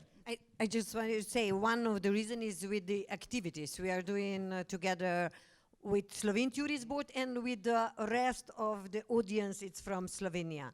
So Slovenia My Way, Slovenia Green Active Healthy, but the last one is Slovenia My Way. Show these little spots, share it, I Feel Slovenia, with the public through all these media and Instagrams and Facebooks. But I would like to share why Bled is one. Here you can see it's written no signal. So once my colleague from Ljubljana sent me a photo from, it was Colombia, Mitya, or I don't know from which, it was Colombia. It was the same photo. And then I noticed it this year in Siberia, because this is the photo that IT company took where is no signal. So you can go wherever around. And I said, oh, how comes it's Bled? No signal. So, you know, it's the images. Where's that photo with the heart from? You know, we have this beautiful vineyard that has a road with in the shape of a heart, and then some other destinations took that away. That's one of those that maybe can also be shown. No, but my point was here, very concrete, please. How to use all the things we heard today, and we heard a lot, and you know, it's been 2 hours now, we've been discussing things, listening to things. I would like you to be concrete in the tools that disperse tourism from this photo to the photos we've seen on the presentation of Mrs. Pak. What are we doing here? What can we learn, not on an abstract basis, concrete basis? You said, okay, we're financing digital projects, we're using Instagram, we're using Facebook. What are we doing here in Slovenia so well? I mean, the leading destinations, some of them they are already doing very well, and some of them they should doing a little bit better. But definitely it's up to destinations to really have the products and to invite the guests from the main USPs to spread around Slovenia. And then it's up to us to share this knowledge. That's why I was saying at the beginning, it's about the knowledge that we should have what is the tourist product in Slovenia and in the destination, that we can suggest the guests where to go, that we can put into itinerary of the guests, what is worthwhile visiting. Of course, we should have all the data, Dr. Mihelic mentioned, we should have the studies, and using ITs, knowing each other and knowing each other's product, and of course, to share the guests. And not to forget that when we were taking that it's too many guests, I don't know, 15th of August on one spot, that even on this 15th of August, which is, from my perspective, really the high season, the high day, highlight of the day, it's a lot of spots. Half an hour walk from Bled, not even driving from Bled, if you know them, if you can share them. You got to share them. You know them, but you got to share them, okay? You got to put them on somebody's mobile phone and take him away from this lake for 10-minute walk. That's what you need to do, but you need to have digital technologies for that. Professor Mihalic, I mean, I want to ask you also something about quality and quantity. I mean, should Slovenia, there is in our strategy is 5-star destination, boutique, green, healthy, which automatically means higher prices. Quantity, quality, what is your opinion on that in Slovenian strategy? Should we become a 5-star destination in general? We do have a strategy and a vision about tourism development, which is a strategy for sustainable growth of Slovenian tourism. And when we were writing this strategy, we become aware that economic sustainability of Slovenian tourism might be an issue that we have to manage more. We have reached a very, very high level of the green destination and green policy in Slovenia, which has been recognized, we have heard, by National Geographic, by many organizations already. But the economic sustainability, I am an economist, educated, as I said, and I do understand very well the economy of scale in the system. I am not talking now that in Slovenia you cannot have an exclusive 5-star business on a small scale and higher prices. Yes, many, many good practices. But talking about Slovenia as a whole, the economy of scale does matter. The research we have done at our school has shown that Slovenia is not, Slovenia as a destination, is not over-tourism case, it is under-tourism case, the sustainability tourism being in between over and between the under-tourism, and we are talking the economy of scale and the numbers now. So the volume of Slovenian tourism, if we want to be the same competitive as our competitors in the region, Italy, Austria, Hungary, and Croatia, would mean at least double as many overnight stays that we have today. Today we have 15 million, 15.5 last year, approximately. So it is 30, 33 million per year to catch the competitiveness and the sustainability of Austria. Economic sustainability. Economic sustainability, now I'm talking. And if we are smart and we do have plenty of experience, hard work, especially of the Slovenian Tourism Organization, over the years, that we are green in the other two pillars. We are green, we have a policy, we are aware, and we are proud of that Slovenia is so green by the fact. So I think we can make it, but the economy of scale does matter. Thank you very much. Economy of scale does matter. Yeah. economy of scale means more tourism, doubling the number. Economic sustainability, that means so we can compete. But on the other side, I just wanted really to clarify this. On the other side, our strategy is very clear on the other sustainability, which is the environmental sustainability, the green, the boutique. How do those two go together? What will we do to double the capacity in tourism economically, but still be the green sustainable? Really, we would like to hear this challenge. Where is the trick? Where is the challenge? Tourism brings the positive impact to any destination, even country destination. Percentage of the GDP, jobs, employment, and all other benefits. But at the same time, tourism also brings the negative impacts to the destination, which needs to be managed. That's fine. I agree very well. So it is the power of the country to manage the negative impacts of tourism, and the most of all, something we have not addressed, we have to agree how much tourism, how much visitors do we want to have, how much positive impacts from tourism do we want to have, and how much of negative impacts after a successful management that we are able to provide are we willing to accept. And that's the trick. Thank you very much. Mrs. Strauss-Pologar, do we want to double the number of tourists in Slovenia? Do we want to double the number from today?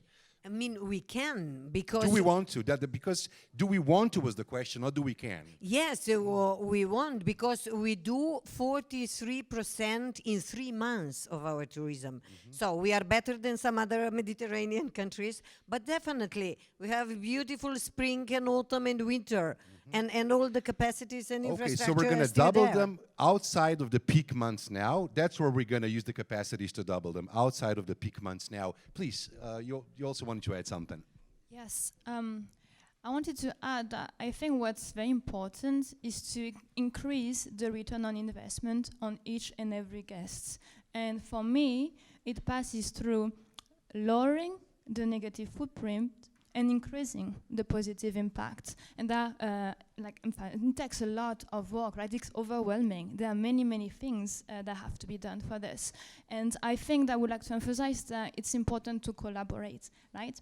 Because, for example, we have a solution, we are creating a model which is relevant all over the world, and we can bring it to other destinations if government want us to, right? They need to work with us. We can plug and play. It's fast, it's quick, it's efficient. And the same way, there are innovators all around the world who have solutions, always partial solutions, but governments, they have the power to bring them all together and really create a good of destinations.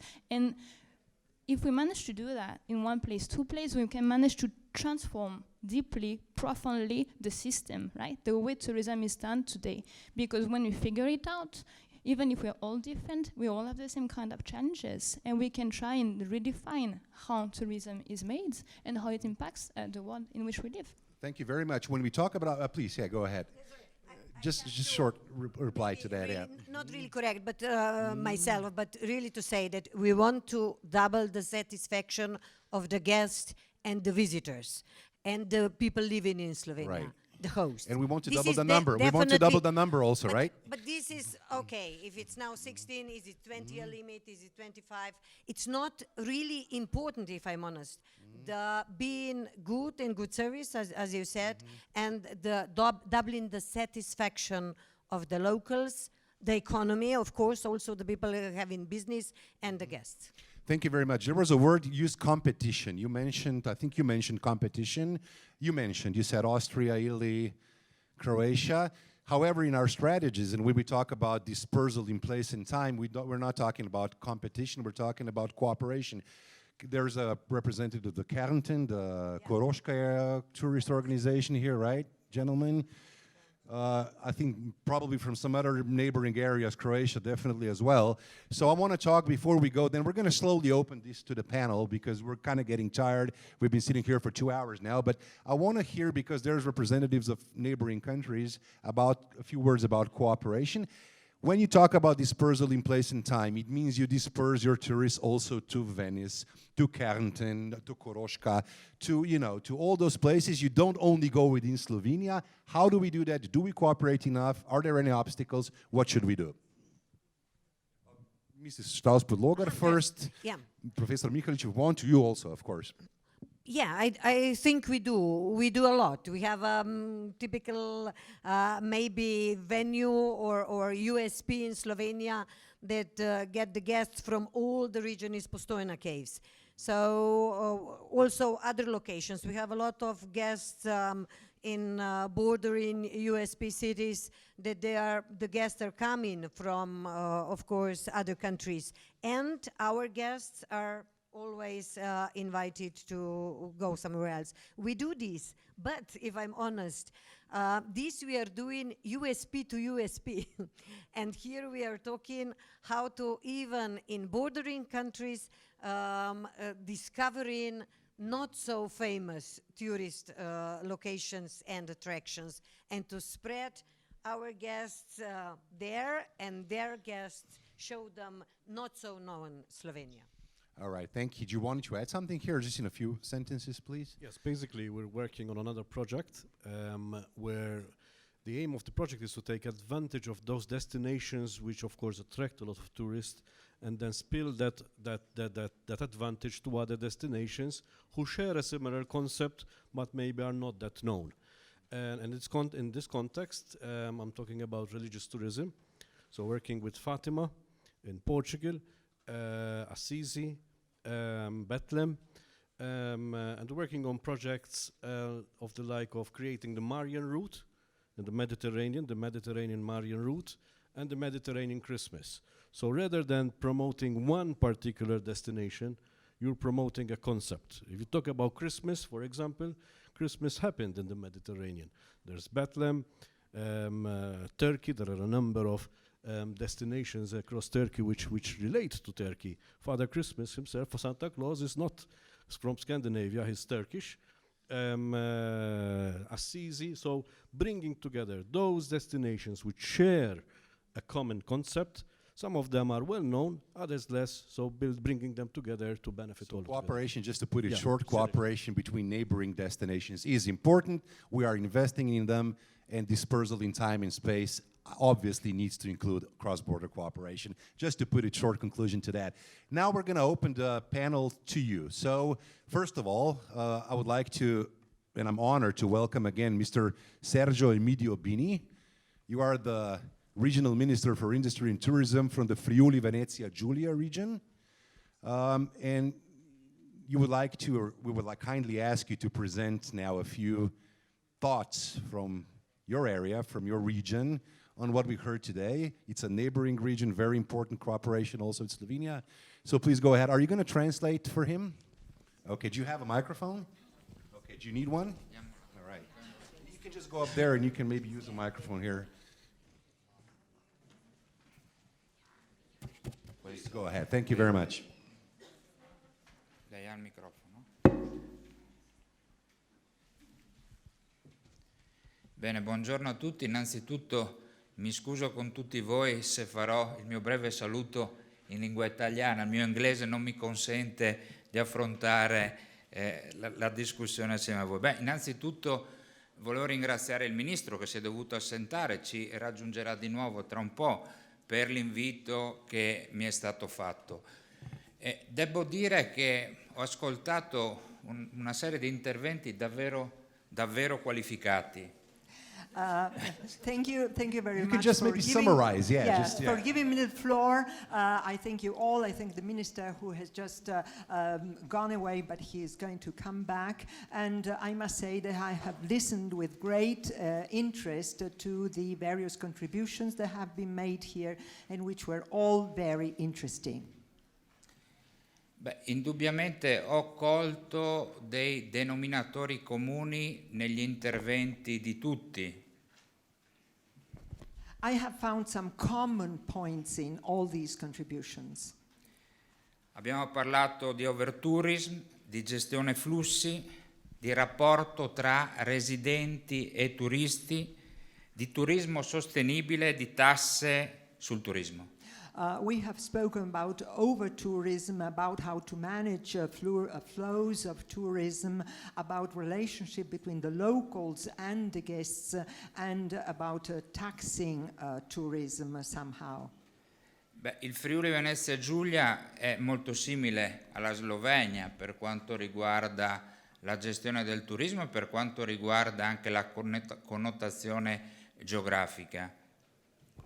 I must say that Friuli Venezia Giulia is very similar to Slovenia in terms of how to manage tourist flows and in terms of geographical features. Quindi diciamo nella nostra regione problemi di overtourism non li abbiamo fino ad ora avuti, per fortuna e per grazia di Dio. Luckily enough, we haven't had problems of over-tourism so far. Però è un fenomeno che indubbiamente si sta verificando in molte città dell'Italia. Si citava prima il caso Venezia. Although over-tourism is present in many Italian cities, we have heard the example of Venice, for instance. E qua si innesca un altro punto del trattato oggi, il rapporto tra turista e residente. And this leads me to think about an important central point, which is the relationship between local residents and the tourists. È chiaro che quando il residente comincia a soffrire la presenza turistica, come nel caso di Venezia, bisogna chiedersi il perché. Of course, if locals start suffering from tourism, over-tourism, we have to wonder why. E nell'intervento di prima è stato spiegato in maniera molto chiara e a mio avviso molto corretta. This has been explained very clearly and very properly in the previous contributions. Quando la gente è costretta a spostarsi. When people are prompted to move away from their place. Quando ai residenti non rimane denaro nelle tasche. Derivanti dal turismo. When tourist money doesn't stay in the pockets of residents. C'è qualcosa che non va. Well, this means there is something wrong with this kind of a tourism. Anche il fenomeno delle crociere, che si è molto sviluppato a Venezia e rischia di svilupparsi a Trieste. There is also the problem of cruise tourism, cruise ships that is very highly developed in Venice and now is developing in Trieste as well. Ha un grande rischio. Tanti turisti, tanti visitatori, pochi soldi che vengono lasciati sul territorio. And this is a risk though, because there is a lot of tourists flooding areas, but very little money remaining in the pocket of the residents. Allora capite, dobbiamo cambiare un po' il modo, le politiche proprio economiche legate al turismo dei territori. This means we have to change the policies connected to territories. E non voglio inventare l'acqua calda, quella esiste da mo', sarebbe molto semplice, basterebbe ritornare lì dove c'era un tempo, laddove c'era un tempo. I don't want to say anything new here, it would be very easy to just go back to life as before. Negozi con prodotti tipici locali, negozi di artigianato locale, economia locale. Non capisco perché, per esempio, a Venezia si sia dato spazio, così tanto spazio, al Made in China piuttosto che ad altre economie assolutamente povere e ad assolutamente che non ci appartengono. The answer would be just enhancing and developing local productions, typical local products. I don't understand why in Venice so much space have been allowed to made in China products. E qua può e deve intervenire la politica, deve intervenire la buona politica con delle politiche a sostegno dei residenti e dell'economia locale. And this is where politics and politicians must come in place, trying to do something to support local economies. Lo so, è difficile perché purtroppo viviamo in un mondo dove c'è la libera concorrenza, dove le regole non sempre vengono rispettate, però è arrivato, penso, il momento di uno sforzo maggiore da parte di tutti noi. Of course, this is difficult to be done because we live in an atmosphere, in a world of free competition, of rules that sometimes are not abided to. But I think we should all do an effort in this direction. In Friuli Venezia Giulia stiamo cercando di fare delle politiche anticicliche in tal senso. Mi riferisco alla riqualificazione dei centri storici, delle città, con attività economiche assolutamente propense e spinte verso l'artigianato locale e verso la vendita dei prodotti locali. In Friuli Venezia Giulia, we're making an effort in order to put in place new policies that are mainly aiming at re-qualifying, improving the historical centers of all our big or small cities, giving particular momentum to local craftsmanship and the sale of local products. Perché quando si parla di turismo sostenibile, come giustamente è stato detto oggi, non si parla solo di rispetto dell'ambiente, ma si parla anche di sviluppo dell'economia locale, dei territori. Because when we talk about sustainable development, we are not talking only about environmental goods to be preserved, but we are also talking about a proper development of local realities.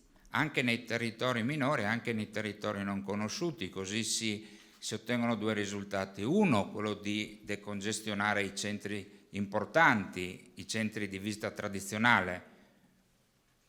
I'm mostly referring to minor places, unknown places, because in enhancing and developing them, we attain two goals in one way. One is that of reducing the congestion of the already known destinations. Due, perché permette a quei territori magari che hanno molto da offrire, ma da un punto di vista turistico sono molto più poveri, di poter crescere e di potersi sviluppare. And secondly, these less known destinations, minor areas, can develop and therefore thrive better. Per quanto riguarda poi la tassa di turismo, io mi chiedo che problemi ci sono ad applicare la tassa al turismo. Ogni tanto sentivo c'è il rischio di proteste da parte della gente, la tassa, ci sono già troppe tasse, anche quella del turismo, ma se al visitatore, al turista gli si fa davvero capire che quei soldi dati, non è che parliamo di tantissimi soldi, di qualche euro, vengono investiti, vengono direttamente per riqualificare strutture piuttosto che offerta turistica, penso che nessuno di noi abbia dei problemi. D'altronde, visitando il mondo, girando il mondo, ci si accorge che spesso tu paghi per vedere delle cose anche non molto, da un punto di vista qualitativo, importanti. Da noi invece abbiamo sempre vissuto in un territorio, parlo soprattutto della comunità europea, dove il turismo è un qualcosa, piuttosto che i beni culturali, piuttosto che le bellezze, devono essere gratuite. Now, talking about the economic side, the imposing taxes on tourism, my position is to say, why not? Of course, there's always the risk of protests, but I think that if people understand that the money thus obtained will be invested in an improvement of local tourist offers, then they would accept it. By the way, it's a small amount of money which is usually asked. I think that in Europe we have been used to think that everything must be available for free, but in many other places of the world this is not the case. E questo non sta scritto da nessuna parte.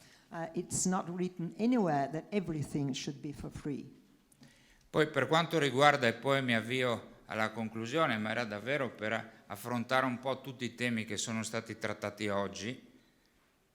I'm coming to my conclusions. I just wanted to briefly touch upon all the points that have been put forward today. E come promuovere il turismo, l'offerta turistica ai giorni d'oggi, con gli strumenti che abbiamo a disposizione. Noi abbiamo, e l'ho sentita, adesso non mi ricordo in quale intervento, adottato i famosi ambasciatori del territorio. Sono 100 persone che in Friuli Venezia Giulia abbiamo selezionato, che rappresentano diversi spaccati di territorio, di professionalità, di esperienze, di cultura, che con i propri mezzi, quindi telefonini piuttosto che, promuovono quegli angoli che solitamente non vengono conosciuti. Bene, in pochi anni questo fenomeno ha portato un effetto assolutamente virale per il Friuli Venezia Giulia. A questi 100 ambasciatori si sono aggiunte altre 200 persone che quotidianamente tramite i social promuovono tutte quelle che sono le realtà. Ci sta dando risultato. Quindi credetemi, quello che oggi il turista chiede non è quella forma di turismo tradizionale che andava di moda fino a qualche anno fa.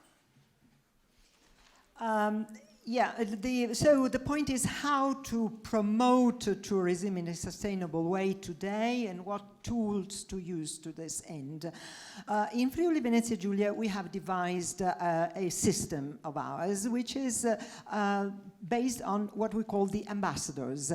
The regional authorities have selected 100 people in our region representing different sectors of the economy, different cultural areas, and they have been given the task of promoting minor areas, unknown localities through the social media. This has gone viral. 200 more people have asked to do this same thing, and they have really brought good results in advertising and developing smaller and minor localities. Oggi i turisti chiedono un turismo molto più esperienziale, molto più emozionale, ed è questo che noi stiamo cercando di ottenere. Devo dire che i numeri ci stanno dando ragione. Negli ultimi 4 anni il Friuli Venezia Giulia è cresciuto in maniera importante, sia per quanto riguarda gli arrivi, sia per quanto riguarda le presenze. Certo è che il lavoro da farsi ancora è molto, assolutamente molto. La collaborazione transfrontaliera per noi è importante, è fondamentale. Con la Slovenia stiamo lavorando già da un po' di tempo, ma io penso che si possa ragionare assieme per costruire davvero qualcosa di duraturo in grado di far crescere ulteriormente le nostre due realtà, molto simili, peculiari, dove il turismo di massa forse non c'è, tranne qualche piccolo caso, ma assolutamente in grado di offrire a quel turismo di nicchia altamente qualificato dei posti che altre parti del mondo non sono in grado di offrire. Grazie, grazie. Thank you. Today, we see that tourists are not so much looking for a place to see, but experience to live. And in this way, we can really offer something. Friuli Venezia Giulia in the past 4 years has increased the presence of tourists. And I think we can cooperate very well. Cross-border cooperation with countries like Slovenia is of paramount importance for us, because I believe that our two territories are similar and we can attain important goals in tourists in cooperating together. We will probably not attract mass tourism, but what we can say call niche tourism is certainly something we can develop together. Bene, un ringraziamento per l'intervento, ringrazio davvero il collega Ministro per l'invito, sempre gradito, lo aspetto di nuovo in Friuli Venezia Giulia per uno scambio, come dire, di opinioni e per un momento d'amicizia assieme. Grazie. I thank you again. I thank my colleague, the Minister, and I wait for him to come back again to Friuli Venezia Giulia. Thank you very much, Minister Bini. Thank you very much for your kind words. Now it's to the panel. We have a few more minutes. I know we're all tired. We've been sitting here for 2.5 hours, but we do owe you the chance to say a few things, maybe your thoughts. We have our minister here. We have a minister from Italy here, a lot of distinguished panelists. It's maybe a good idea that we ask some questions to our panelists or maybe add something to what we heard. Is there anybody who would like to add something, please? Okay, please go ahead. If you can just introduce yourself. Yes, good afternoon, everybody. My name is Igor Judicic. I'm chairman of Slovenian Youth Hostel Association. Dear Minister, dear distinguished panelists, ladies and gentlemen, I would like to contribute to the point talking about the dispersion. About a decade ago, our researchers found out that overcrowded top locations will be a problem in Slovenia. So with a good cooperation with the Slovenian government, we started 10 new youth hostels in different areas in the cities like Ravne na Koroškem, Krško, Trbovlje, Velenje, and other places which were not on tourist maps. So after almost decades ago, from a decade ago, from the first hostel starting to operate, we still have 8 out of 10 hostels in the network, and they are stimulating tourism in these areas. So this decision was very positive. So I encourage also the national-wide tourism to go in dispersion, because that's the only future. And also those 2 who are not anymore are one because it was really too small, and one was converted in the 3-star hotel.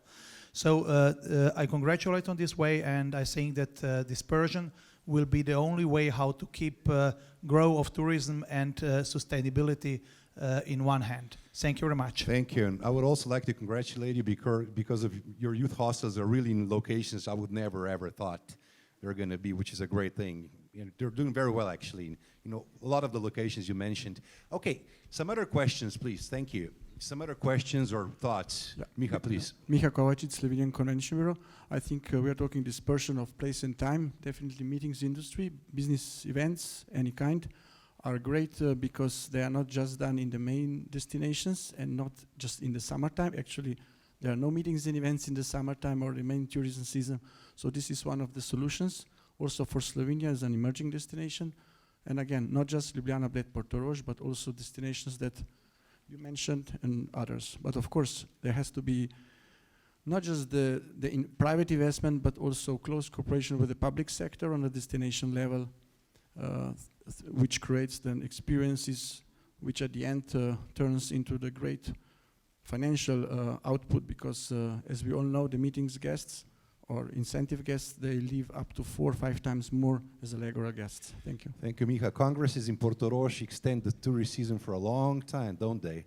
You go in October, November, December. It's all about congresses. Okay. Thank you for your point, Miha. Please. Hi, Doman Jere from IC Global. We are implementing Chinese payments here in the region and also doing the digital marketing for the Chinese market. And I would have a question for Ms. Wagner, because at your presentation you mentioned in the future, next 10 years, there will be more and more Asian tourists coming to the Europe. From our research, we find out like the first wave was mostly in Barcelona, Paris, London, all the big cities. But now there are more and more coming, I would say second wave, so I would say this central, eastern, south region. So if you could give some example of how these cities manage with, for example, Asian tourists, that also we in the future can implement some good practices here in this region, but maybe just one good example. Thank you.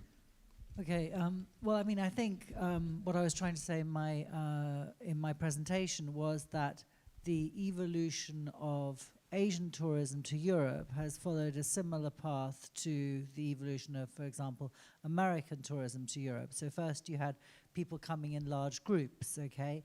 Now there's more and more a move towards FIT tourism, so independent travelers coming over. And in a similar way, you know, obviously the first place, the bucket list is always going to be the most well-known destinations. So people coming on the first wave will do London, Paris, Amsterdam, whatever, and then they will start moving towards other destinations. I think the difference is that the evolution and development of tourism from Asia has actually gone faster than, let's say, from America or Australia originally, simply because the world has sped up through social media, through much more accessible information for travelers in destination before they come over, and through, you know, through other media, what you see on the television, through films, etc. So I think that's gone much faster. I think the thing that Europeans need to learn is to understand more carefully what Asian visitors are looking for when they come over. Because although, you know, visitors can be expected to adapt to the local environment, it's very difficult. For example, you know, you work with the Chinese market. Chinese travelers, when they're coming over, expect Chinese food and Chinese types of accommodation and so on. So there's always this kind of like, you know, friction, if you like, between what the Asian visitor expects when he comes to Europe and that doesn't necessarily fit in with the European expectation, and that friction leads to cultural friction and social friction, and it's all based on a lack of understanding. So I think from both sides there needs to be more education. European destinations need to understand the differences between different source markets. You know, Philippines is very different from China, is very different from Thailand, and what are the expectations of those travelers, and how can they actually meet those expectations? And similarly, one of the things that Parta does a lot is work with Asian operators to try to prepare Asian travelers for what to expect when they come to Europe. I don't know if that's exactly answered your question, but I think it's really a question of education. You got your answer? All right, thank you so much. There's a question behind you. Thank you. My name is Istok Albaur, and I'm in charge for Slovenian Health and Spa Resorts.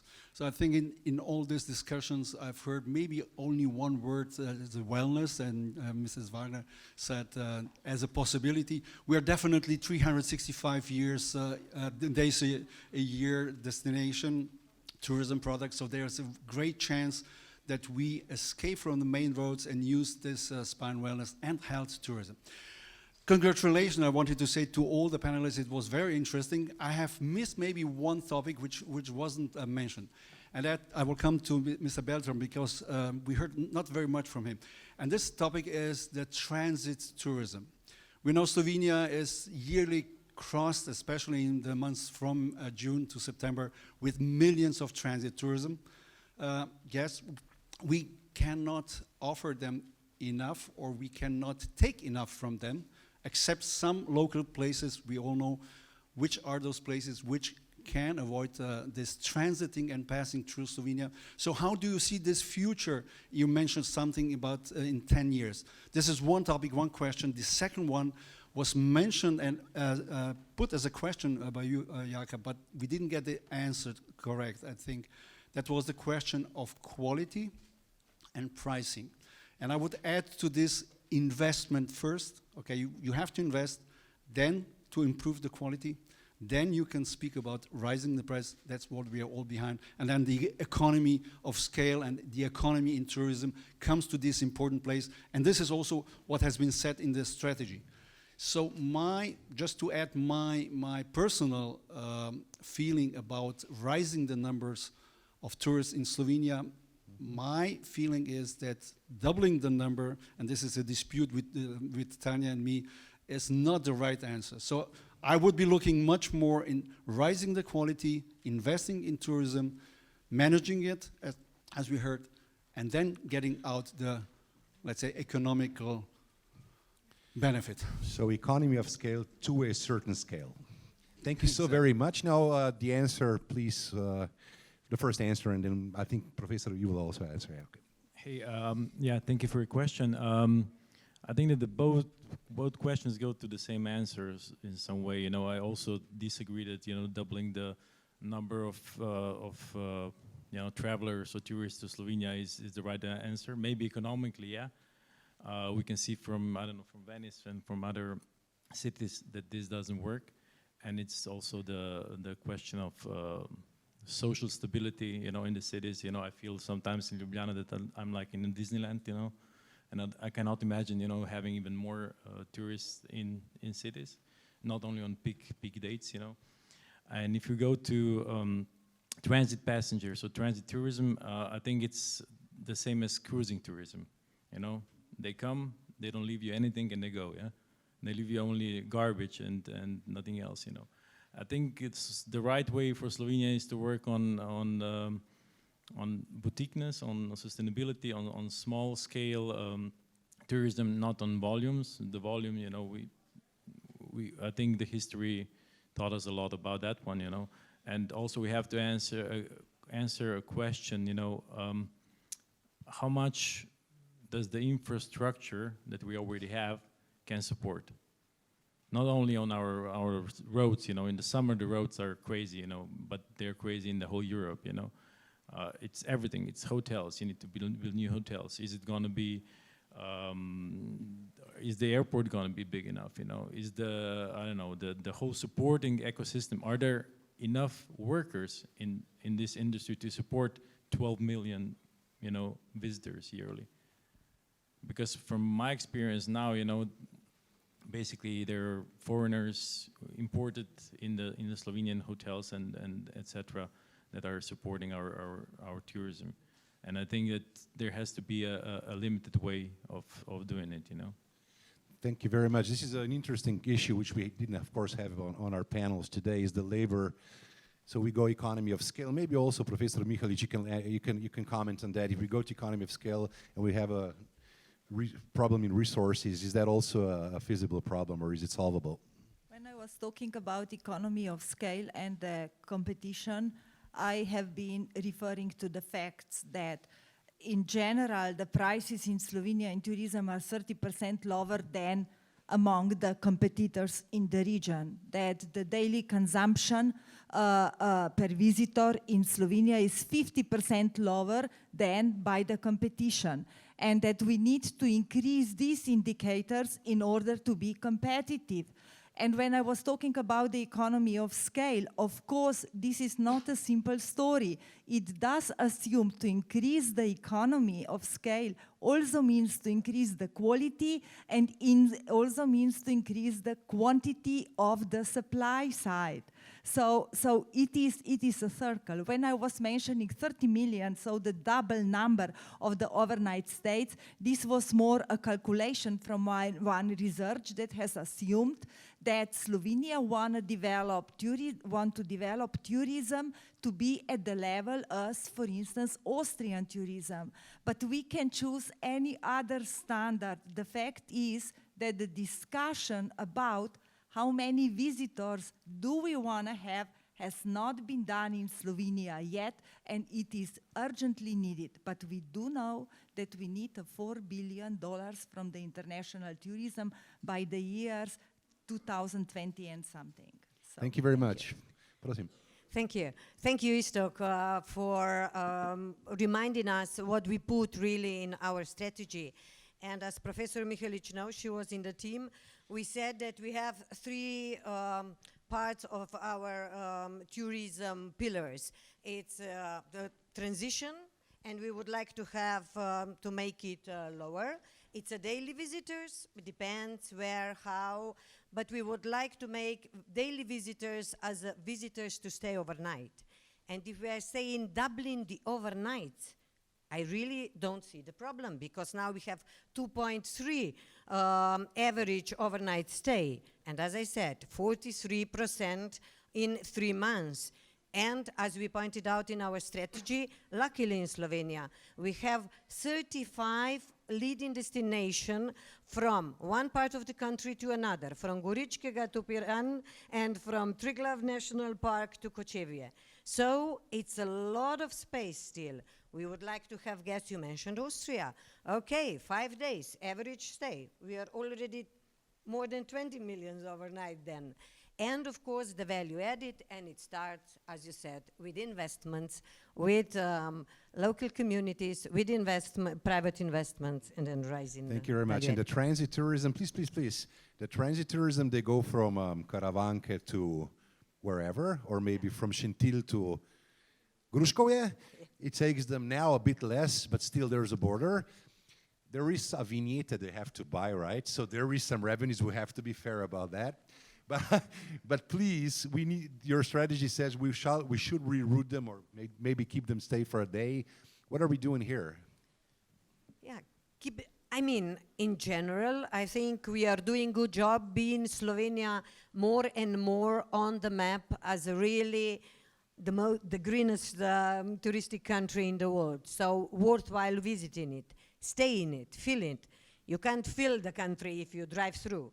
You can't feel the country if you stay 2 hours. So we are communicated with everything we do. Come and stay and feel Slovenia. I have an idea. Maybe we can put holograms on highway like they have in Malta. of this blade, you know, and then they'll stop maybe, or they'll go here. No, just a joke, I'm sorry. Any other questions? We have time for one more, and then I'll have to have a very nice thing to say where we're going to go next, please. Hello, my name is Mateja Hrvatin-Kozlovic. I'm an entrepreneur from Slovenia and Istria. I would like just to point out one topic that I think is very important for what we are talking today, and when we are talking about the sustainability in tourism, so is the fourth pillar, the climate change. So I think we should consider also this when we are making strategies for the future, because without considering the climate change, there will not be economy scale, there will be no growth, no growing numbers, and I think we should focus more also on this topic. Thank you. Mateja, thank you very much.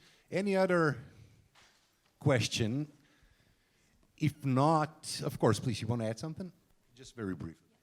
Just to echo what you were saying, I think that tourism is made by many, many stakeholders. It's really fragmented. It's very important that everybody comes together to really make sustainable tourism sustainable to economically, also environmentally. It's very, very important. We can't work isolated. We have to come together on the same table to be able to really make an industry which is a driver of sustainable development.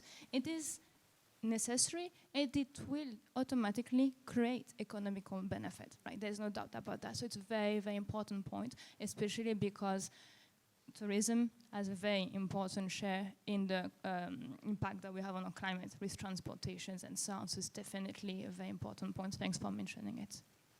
Thank you so very much. Anybody wanting to add something to that? I'll just maybe, did you want to maybe? Just a little bit? No, all right. Because I have one more nice thing to read as a foodie, which is pretty obvious. I'm honored to invite you to the lunch buffet prepared by the team of Chef Simon Bertoncel. Just a few words, so you'll know where you're going.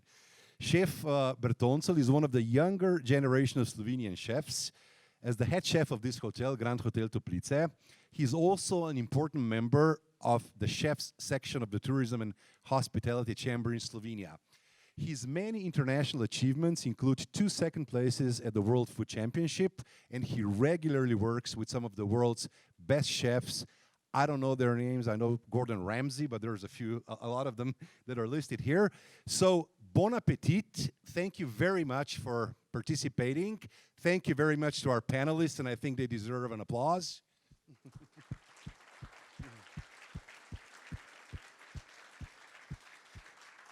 I would also like to invite the journalists to join us here, because the panelists will be available for some questions or interviews. So will the minister. So please, the journalists, you're also invited. But everybody else, bon appetit. Have a great time in this sunny Bled, and hope to see you again next year. Thank you very much.